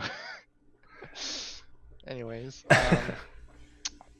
let's move on from that topic. All But yeah, right. I Yeah. probably would have been a teacher just because like I mean like growing up in like a kind of like a I don't like to say ghetto, but like like an impoverished like neighborhood from like elementary and middle school and shit. Mm. A lot of my like two of my middle school teachers made it their goal to send a lot of us to like the specific high school, like 50 miles out. And so just because like that was like sort of like quote unquote like the cleanest high school, I guess, in terms of like gang affiliation and stuff like that. And so like the fact that like they went to like jump through hoops to try and get some of the people to go there. And then when you go there, like the teachers kind of put you on track to go to college, like I look at my friends and like I look at a lot of the friends that I went through with in middle school or even in high school, even like 90% of them don't even get the opportunity to go to college. Mm. So it's like the fact that like my teachers were able to like, and like the thing is like if I never went to college, I probably wouldn't even like have this poker stuff or like been able to move out of my own house or like stuff like that, Mm. or even been get paid to like go to classes and stuff. It's like Yeah. and so like I realized like how much of an impact the teacher could have on like someone's life. Yeah. So Definitely I agree. kind of wanted to be a teacher after that. Teacher can make or But break your whole entire life, man. There's some teachers like save a lot of these kids' lives that have like mental problems, and definitely one teacher can just make or break your whole entire high school experience. I think. yeah, exactly. Shout It's out like Tupka. yeah, and a lot of my teachers actually were like really good teachers. Like two of them actually got offers from MIT to become professors for like some summer Oh internship, wow. but they declined it because they said that like these kids needed more. Like they could have just been living the life. Like they were just savants at teaching. But Yeah. then they do it for the kids. What's that mean? Yeah. Do it for the kids. Then there's just some who aren't there doing it for the kids. Yeah, those And teachers need to go to hell, honestly. shout out. You want to no names? No names. All I mean, right. they all Just in could have case they like show made up a at your local living. casino playing the old 1-3, you don't want to get into any fights or anything with them. Actually, I was playing a 5-10 game, and I met a teacher. He was an elementary school teacher that retired 2 years ago, Mm. and he was actually the teacher for the guy that played Joker this past movie, Oh, really? Jaquan Phoenix or something like that. Yeah, so I thought that was pretty funny. I actually, all right. I used to go to the casino underage when I was like 15, 16 years old. Oh, that's TOS, isn't it? I'm not going to name which casino. Uh, How many casinos are there in bumfuck North Carolina? I I mean, don't, I don't. I'm not from North Carolina, buddy. oh yeah, I mean, Let's. So, I used to go there when I was like 16 or whatever. And funny thing was, I used to like play when I had braces and whatnot. I actually won the high hand like 4 times in a week, and couldn't claim it anytime. Just took my chips and ran. But one time when I was like 17, I was at the casino like straight after school on a Friday, and I'm going to get Johnny Rockets. Shout out Johnny Rockets, big sponsor of the stream. Uh, the I saw my principal. And I just looked at him and I was like, oh shit, like can't be doing this. I got a lot of money in my pocket. I don't want to like call my parents when I'm 17, and I got $500. Like, too. That's a lot of money for a Yeah, I know. 17-year-old. Yeah, I know. My parents found out. I used to wear like button-down shirts so I'd look older, but then some guy would like ask me like what my age was, and I was just like, please don't, don't hurt me, don't. uh, so you talked about getting into sports betting. You want to talk about that a little bit? Like what made you get into sports betting? How you did? What your main games were? Let's talk about that a little bit. I mean, sports betting just probably definitely comes from the Australian mates that I've become Shout good out! mates with. Yeah, shout out to Floor 24, specifically Scuzz and Scott.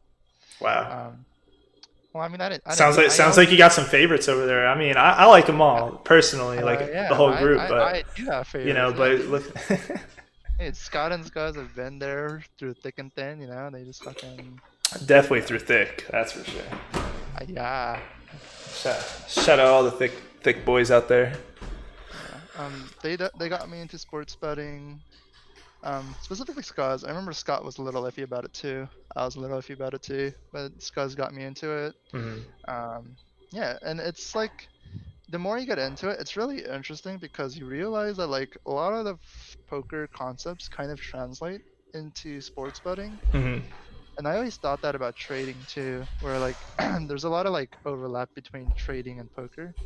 And I feel like just like gambling in general, I guess like probably share a lot of overlap. I realized.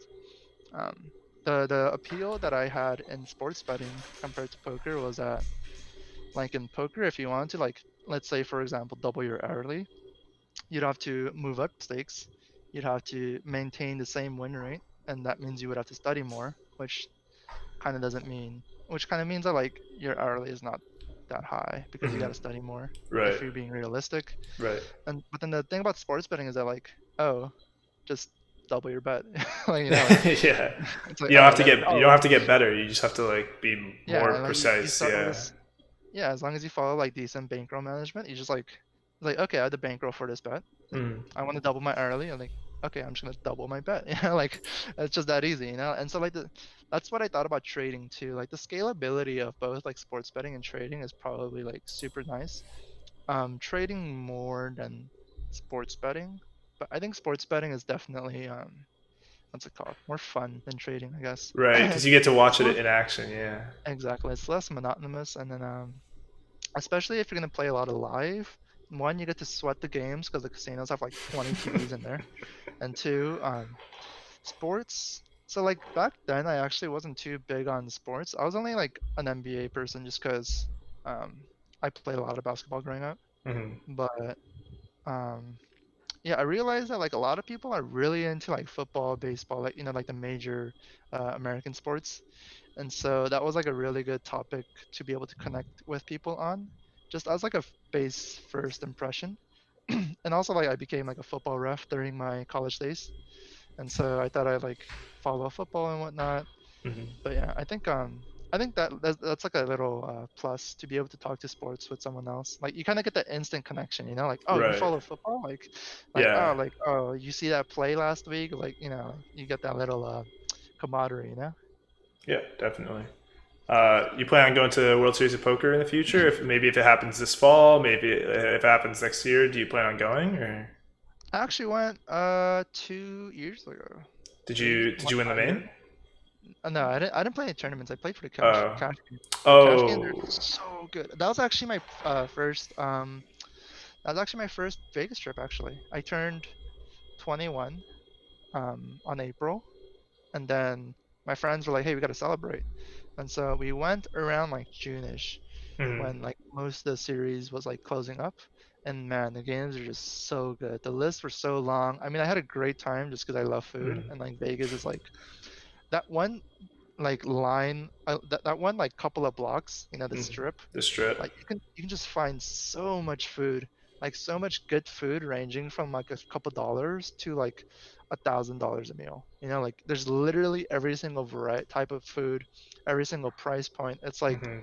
It's like food heaven. Yeah, it's like the like the food stakes. Like you getting those Yeah, high stakes or you going low stakes. Well, what's the high stakes? Well, that's a nice you filet could mignon. literally get anything you Like want. literally high stakes. If you wanted some steak, like that's it. Yeah, Uh, exactly. let's And so see. like Drums are so good. You had people just like come in, like so. Oh, I don't want to tell people where I played just 'cause it's a little secret, but it's one of the main casinos on the strip. Um, but you have people just coming on to like the 2-5, 5-10 tables, thinking it was like a table game, and then they just went all in pre for Just 500 first hand, and they're like they just lose to like kings. They had like jack eight off, and they're like, ah, tough luck, and then they just wait, reload. really? Yeah, like it was like the softest like during Oh the man, series. It's I'm insane. gonna go then. Sounds like Yeah, it. Is that what you're playing? 2-5, 5-10. at that time I was playing 2-5, Mm. but I did play 5-10 like for one session, but it was like whatever. But yeah. Nice. What's you have like plans for the future? You just want to like start a business after this? You guys keep doing your own money? Like you gonna keep doing some little schemes like poker and something where it's you financially, um, you're just financially self independent, or do you want to start your own business or something like that, or maybe you go into teaching? Um, Probably a mix of both. Um, I guess my end goal, I don't know. So I had a friend. He's actually been pretty successful too, despite like our upbringings. He uh he managed to like snag a really good spot at some like lawyer firm. Mm-hmm. And he's like going to the law school right now, and he actually opened up like a ramen store in LA, Mm-hmm. like a ramen restaurant, Yeah. and that kind of inspired me to like want to kind of own a city, like not like literally own a city, but like like if you have like 10 restaurants in the city, like you could just go to them whenever you want. You're like the like Yeah. the like the head poncho, you just walk in and you're like, hey, give me some of that, and then I'm like, oh, that's good, it's just like So you something to can do with do whatever you food. want. Yeah, exactly. And so like you have people like that like fly in, maybe you have family, friends, Mm-hmm. guests, or whatever, and you're like, hey, we just go to my restaurant, like how The fucking back, polite is yeah, that? yeah, like You know, front table at like like some expense. How much is this yeah. steak? How much is this dinner? Like, Taken no, care don't worry of. about it. Yeah, yeah, Yeah, it's like, exactly. and then like you walk in, you get to skip all the fucking lines because like in LA, like literally, if you want to dine in, you'd have to wait at least like 20 to 30 minutes minimum. A lot of the most popular Hmm. places during like rush time will probably be like an hour and a half, 2 hour wait. Oh fuck, man. Yeah, but it's like really worth it. Like I used to remember like waiting a lot of those times. Now I just like have hookups. Like my friends work there, and just like, hey, can you just hook me up a table, and then Shout out we the just do it. bakery. Nah, not the bakery, dude. You just No. walk in and get your stuff and go out. I'm talking like real restaurants, Yeah, like yeah, dining yeah. restaurants and like stuff So like you that. want to But be you're a fancy boy when it comes to that. yeah, a little bit. I like to like one of the things I like to splurge on is probably food. Like I probably Yeah. don't own a lot of clothes, but food is definitely something I like to splurge on for sure. What else do you like to splurge on? Do you have anything else you Um, want to talk about? Cheap women and cocaine, but I mean that's Shout like out pretty shout much out hookers and blow. It's definitely a favorite here on the podcast. yeah. In a game, not in real life though. Oh, Obviously. Not in real life. I mean that's oh, illegal here. not in Vegas. I'm pretty sure cocaine is illegal in Vegas. How would you know? Do you do cocaine? No, I just have sources. I've actually never done cocaine, dude. Neither, Cocaine, neither have I. Neither have dude. I. Anything that has to do with a syringe or like snorting powder I was gonna is say, do like you inject cocaine? you're retarded. Yeah. Anything that has to do with that kind of stuff, like that really freaked me out. I remember Yeah. like I remember I went to a couple like house parties in college where Mm. they were just straight up doing cocaine in the kitchen. I'm like, yeah, I'm just gonna find my way out of here. like it was Yeah. like crazy. Like Huge cocaine problem here, or problem solution, however you want to call it, in Myrtle Beach. Definitely a big thing here in coastal Carolina. College is wild, man. People just yeah, they college. just they're just degening like basically their life. Like imagine their life is like a bankroll. They basically just put all of it on the table at like high stakes, and then they're just like, Yeah. "Let's go!" and they just like VPIP 100%. Like that's their life, That's It didn't basically help. everyone. It didn't help that like San Diego is like an hour or two drive away from Mexico either. Dude, I had the opportunity to go to this Mexico trip to Hmm. Tijuana with my friends, but something came up that I had to go to LA for, and it was a blessing that I didn't go. Like Why? long What story happened? short, So one of my so I was living with two roommates at the time, and I had a really close friend. Two of them were Mexican, and one of them was black. And so, like going to Mexico with like Mexicans, like Spanish speaking people, like Hmm. that's it seemed pretty chill Yeah. until you realize like how corrupt those fucking cops are to Yeah. black people. Like Oh yeah, appa- yeah. apparently the dude apparently that my black roommate got arrested, and then like the two Mexican guys had to like bribe like the cops to Hmm. like release him. Yeah. But then like they went down to the station. He wasn't even doing anything. And then one of my other Mexican friends, he got into a fight in a club and he got kicked out. But then the thing is like he also took some drugs where it made him like borderline suicidal. And so like there was the one Mexican friend, my roommate, he had to take care of getting my other roommate out of jail, and like getting my other friend to not jump off a bridge.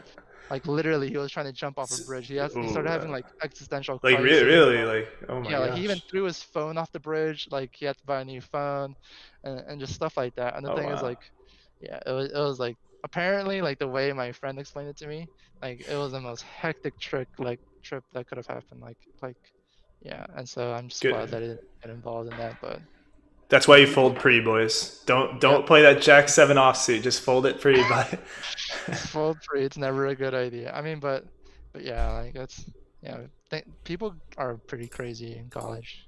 It's just like a time in everyone's period where they try to like find themselves, Mhm. like experiment a little bit here and there. Sometimes the experiments go wrong, but it is what it is. Just gotta do what you gotta do sometimes. Nothing. You just gotta sometimes put it in there with like 30% equity and Just gotta punt it in, yeah. snort some cocaine. I mean, It, I mean, it is what it is, man. it is. If you have it, do as they say. Yep. Uh, now, do you have any places you want to travel to? Any top spots that for poker for whatever? As like Australia, definitely. Yeah, definitely. Yeah, I want to. I need to go see the boys, dude. Do you even know them enough to call them the boys? I mean, do you know them enough to call them the boys? I could call them the boys. I mean, I can call them the boys. I mean, I'll take you with me. We go I'll to take like I'll take you with me, buddy. Like, I mean, yeah. all right. I mean, who's better you gonna sleep in then? I You mean, have a obviously, preference? I'd have to think about this for a little bit. I mean, I think Scuzz would have the cleanest bed. I'm not gonna lie. But Bang bang Scuzz, bang bang. Scuzz would have the cleanest bed. So you're choosing Scuzz. Scuzz, shout out. You got. I guess you're getting Richard for the month of Aussie Millions. Nah, I I'm mean, gonna sleep on the couch. I can't do Scott because like me and him are the same like weight and height. So like there's no big spoon, little spoon. It'd just be like two spoons kind of in the cat. Just, so I gotta choose. Not with Yeah. that attitude, you just gotta try harder. I mean, whatever he wants. I mean, you know what I mean. uh, If Tijuana is Jack 7 off, what is Vegas? Dude, Vegas is like aces, dude. Like Vegas is like that high. Like you're you just gonna can't get go. it in, and if you lose, it's just like, oh, that's Vegas. Like, Yeah, honestly, like in Vegas, as long as you don't walk around barefoot, like you're like good. Oh, dude, I saw someone die in Vegas. That was actually nuts. Like straight up you die. saw someone die. Dude, so I don't know what happened. Me and my friend were just walking down the strip. We were going to like the tournament we signed up for. Don't ever play live tournaments. We were going to play tournaments down at the Venetian. Right. And so we were just walking down. It was broad daylight too. This was like noon. And so we were just walking down, and all of a sudden we heard like the biggest noise ever. Like it was like, have you ever heard like a car crash into another car? I've done it. You've done it? Like it's fucking loud, It's right? not Like great. Yeah, everyone walks. it's Dude, I've done it, and like everyone like walks out from their houses. Like, how the fuck did you hear that from that far? yeah, Yeah, it's just. I never understood how loud like that is. Hmm. And so that happened, and we're like, holy fuck. Like, and so we go check it out, and then it was like a couple feet from us, and then apparently one of the guys, like maybe he was like drunk or like super like drugged up or whatever, but he basically fell off the sidewalk and like kind of stumbled onto the street. And like during noon Vegas, like everyone's like trying to get everywhere. Like there's Yeah, always gonna be yeah, cars on the street like doing at least 40. yeah. And so like the guy stumbled upon him, and then some sort of like truck hit him. but then the truck also tried to dodge, so it hit another car, and then basically like you walk by and you just smell like the burnt metal, and then Oy. dude, you look at it and there's like just dude, it's All actually right, like we're getting a little too yeah, dark. it's I don't want to make people dude, feel the uncomfortable. picture. Uh, Basically, his head didn't exist anymore. I'm not even kidding. I'm glad we could paint a nice picture for the lads. Um, any other spots you want to travel to for poker No, besides honestly, Oz? I'm not that big of a travel guy. I mean, I would want to go to Asia just because like I love food.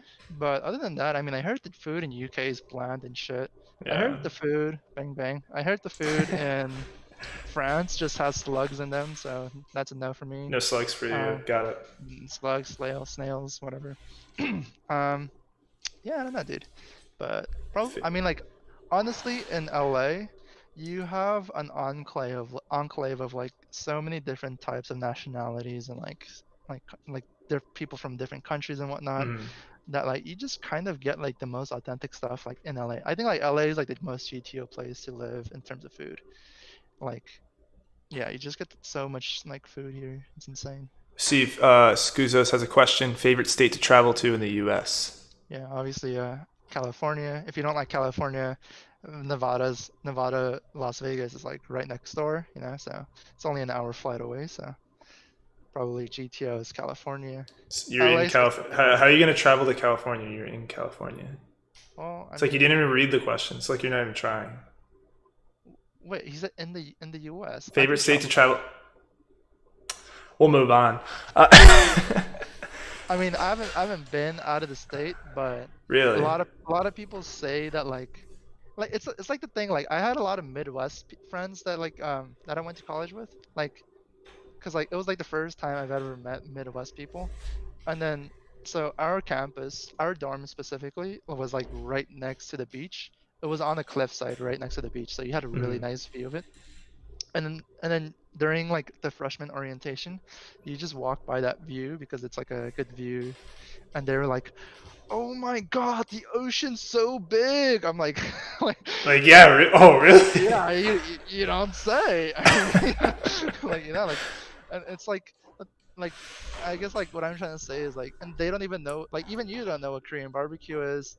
You probably never had like a taco other than like Del Taco, I mean, right? yeah. Like a taco, I don't really eat Mexican food too yeah, much, and but or a Chipotle, and you've probably never had like Thai food. I mean, well, it seems like you you have probably. Thai food in Florida, Nah, but we don't have any Thai food. No, we just have yeah, like it's just like fried. I mean, the fried chicken and stuff down here is pretty amazing. But yeah, I mean, exactly. What you guys never had like real pizza and stuff like that. Like that's how it is up north and like what the do you mean? We have northeast. Domino's. No, no. I mean, we have like authentic New York pizza, New York style pizza too here. We have like the Nashville pizza here, or it's Nashville, Tennessee chicken, Mm, hot chicken, whatever here too. We yeah. have a lot of that. Well, that's nah Like, KFC. Like, dude, the little mom and pop chicken places here. They just got it going on. They know what they're no, doing. it's just a hot take, Fry. dude. Koreans have the best chicken. Have you ever had a fried stick of butter? Fried stick of butter? Yeah. No. All Is it right, come literally a to. stick of butter? There's literally like if you come to the south, there's places where you can get like fried stick of butter. It's Alright, pretty for sure. gross. That It's pretty sounds fucking good. That gross, dude. sounds good. All right. Who who do you want else on the pod? Do you have any suggestions? Obviously the Australian mates. I mean that's Nice. a good Yeah, reason. definitely. I mean, you could also have, I don't know, like, I wouldn't mind it if you had like LeBron James on here either. I could ask him, but he said he's kind of like working on something. So I'll get him later Uh, when I'll ask him if he can throw a couple games for you, so you can win for some sure. I mean, bets. Do you have any I'm like bets? pretty good friends with like Jeremy Lin too. Oh, Like, do you guys have like your own little thing? yeah, I mean, we're part of the same like poker study group. Oh, what stakes does he play? He plays like 1,000, 2,000. No, just casual, Pennies or dollars? Oh my gosh, dude, that's insane. like Bitcoin, like 1,000, Bitcoin. 2,000 Bitcoin. And you playing those games too? Or? He stakes me here and there, but Yeah, I mean, yeah, because you don't want to put all of it on the table. no, I mean it's just because I don't care about the money. Hmm. Like the winnings I win from that game go to charity. Right, of course, you don't want to like, because like, I mean, you're just so rich anyway. You should. You know Yeah. what you should do. I know I was talking about this before, but you should seriously do the high stakes bankroll challenge where you start with like 50,000 or $100,000 or something, and you build it up to like 2 billion. You know, like Oh a yeah. real bankroll challenge. Because like everyone else out here is doing these micro challenges, bang bang. They're either broke or they're not good. But you know, I mean, I've done the reverse. I've taken 2 billion and turned it into 50,000. But I mean, it shouldn't be too hard to do the reverse, right? nah, it should be the same thing. Like any decision I make, I just got to do the opposite. Like so See, big brain, boys, big brain. brain. This is why he's on the podcast and you guys are One of the watching. most brilliant investors that you'll ever meet. So live poker is opening up. What do you think about like live poker, maybe six-handed live poker, like the cleanliness overall? What do you think about that? Um, I think I like the six-handed aspect, Mm, but I definitely can see that I don't know about for like the mid to higher stakes, like we're talking like 10, mm, 20 and beyond. But definitely I could see for like the 5-5, or I guess in LA it's 5-5, but mm. 2-5, 5-10 games. I could see a lot of recreationals kind of not playing poker anymore. Because There's of always yeah, there's always one recreational that tries to fill the seat as much as uh possible. Because the thing is AIDS. yeah, it's but it makes sense from their standpoint because Mm. they don't see anybody that they can win money from. So like the more people that are on the table, the more opportunities that they have money to take from. And so Well, like, I could see those people just straight up not playing anymore. Um, but the games should still be good. I mean, it's six-handed. You should be getting a better hourly, yeah. stuff Yep. like that in I terms of being mean, around. I just came back from Tampa. Shout out Hard Rock, Florida. Definitely was a lot of fun, playing six handed here and there. I did notice, with six handed, two people stand up. No one there's four handed. One guy doesn't want to play Yeah, four handed, so then it becomes three handed, and then the game breaks. That's the problem. But I think yeah, like seven handed, maybe eight handed would be all right. Anything more than eight just feels really AIDS, man. And yeah. something I noticed was that I thought about was that the dealers would get paid more if it's shorthanded because the hands go quicker, Right. and I think it would just be overall better if, they switch to shorthanded because then they could pay the dealers less in terms of like the casino could be like, hey, like, we're going to have to hire more dealers, so we're going to have to pay you less, but you're going to make more hourly and tips, and like everyone gets a better overall experience. But it's just like the game breaking and everything like that. Yeah, It's kind of like the definitely. worst part. But Yeah. let's Probably start with seven's probably the sweet number, sweet spot. yeah, I'm in seven handed. I'm Yeah. I'm in for it, man. So we're gonna wrap up the podcast soon. You wanna let's end with a couple DGen stories. You got any DGen stories for the pod? Anything that's Degen stories? yeah, some DGen where you're Okay, probably just like, I'm not doing that again, or I know you got a oh, couple. I mean, it's Degen, but I'd probably do it again. I mean, there's been a lot of days in sports betting where you lose like five figures. But I do it again. I mean, Yeah, well, the EVs there. I'm talking about like true DGen stories, my brother. true Degen, dude. I haven't been in true Degen in a while. Um, yeah, I'm trying to think back to like my college days. It I doesn't know have I to be a poker story. It could be anything. Yeah, that's Anything, why. man. Like, I don't think in poker, like on the scale of degen in poker, I've probably been on the more conservative side. Hmm. Like I'm not some kid with some 30K bankroll playing 2K PLO, like stuff like that. I've been like even now when I play PLO, like I'm not touching 1K or 2K for that matter. It's like Bang bang. thinks cocaine is ingested with a syringe. When did I fucking say that? Tell me. All right. All right. Cool. Well, that was a lot of fun. Enjoyed hanging out with you, brother. That's funny. You notice. But thanks for coming on, man. It was fun. Oh yeah, I mean, it wasn't that fun for me, but I'm glad you got something out of it. All right, guys. That's it, and we'll catch you guys later. See ya. See you guys.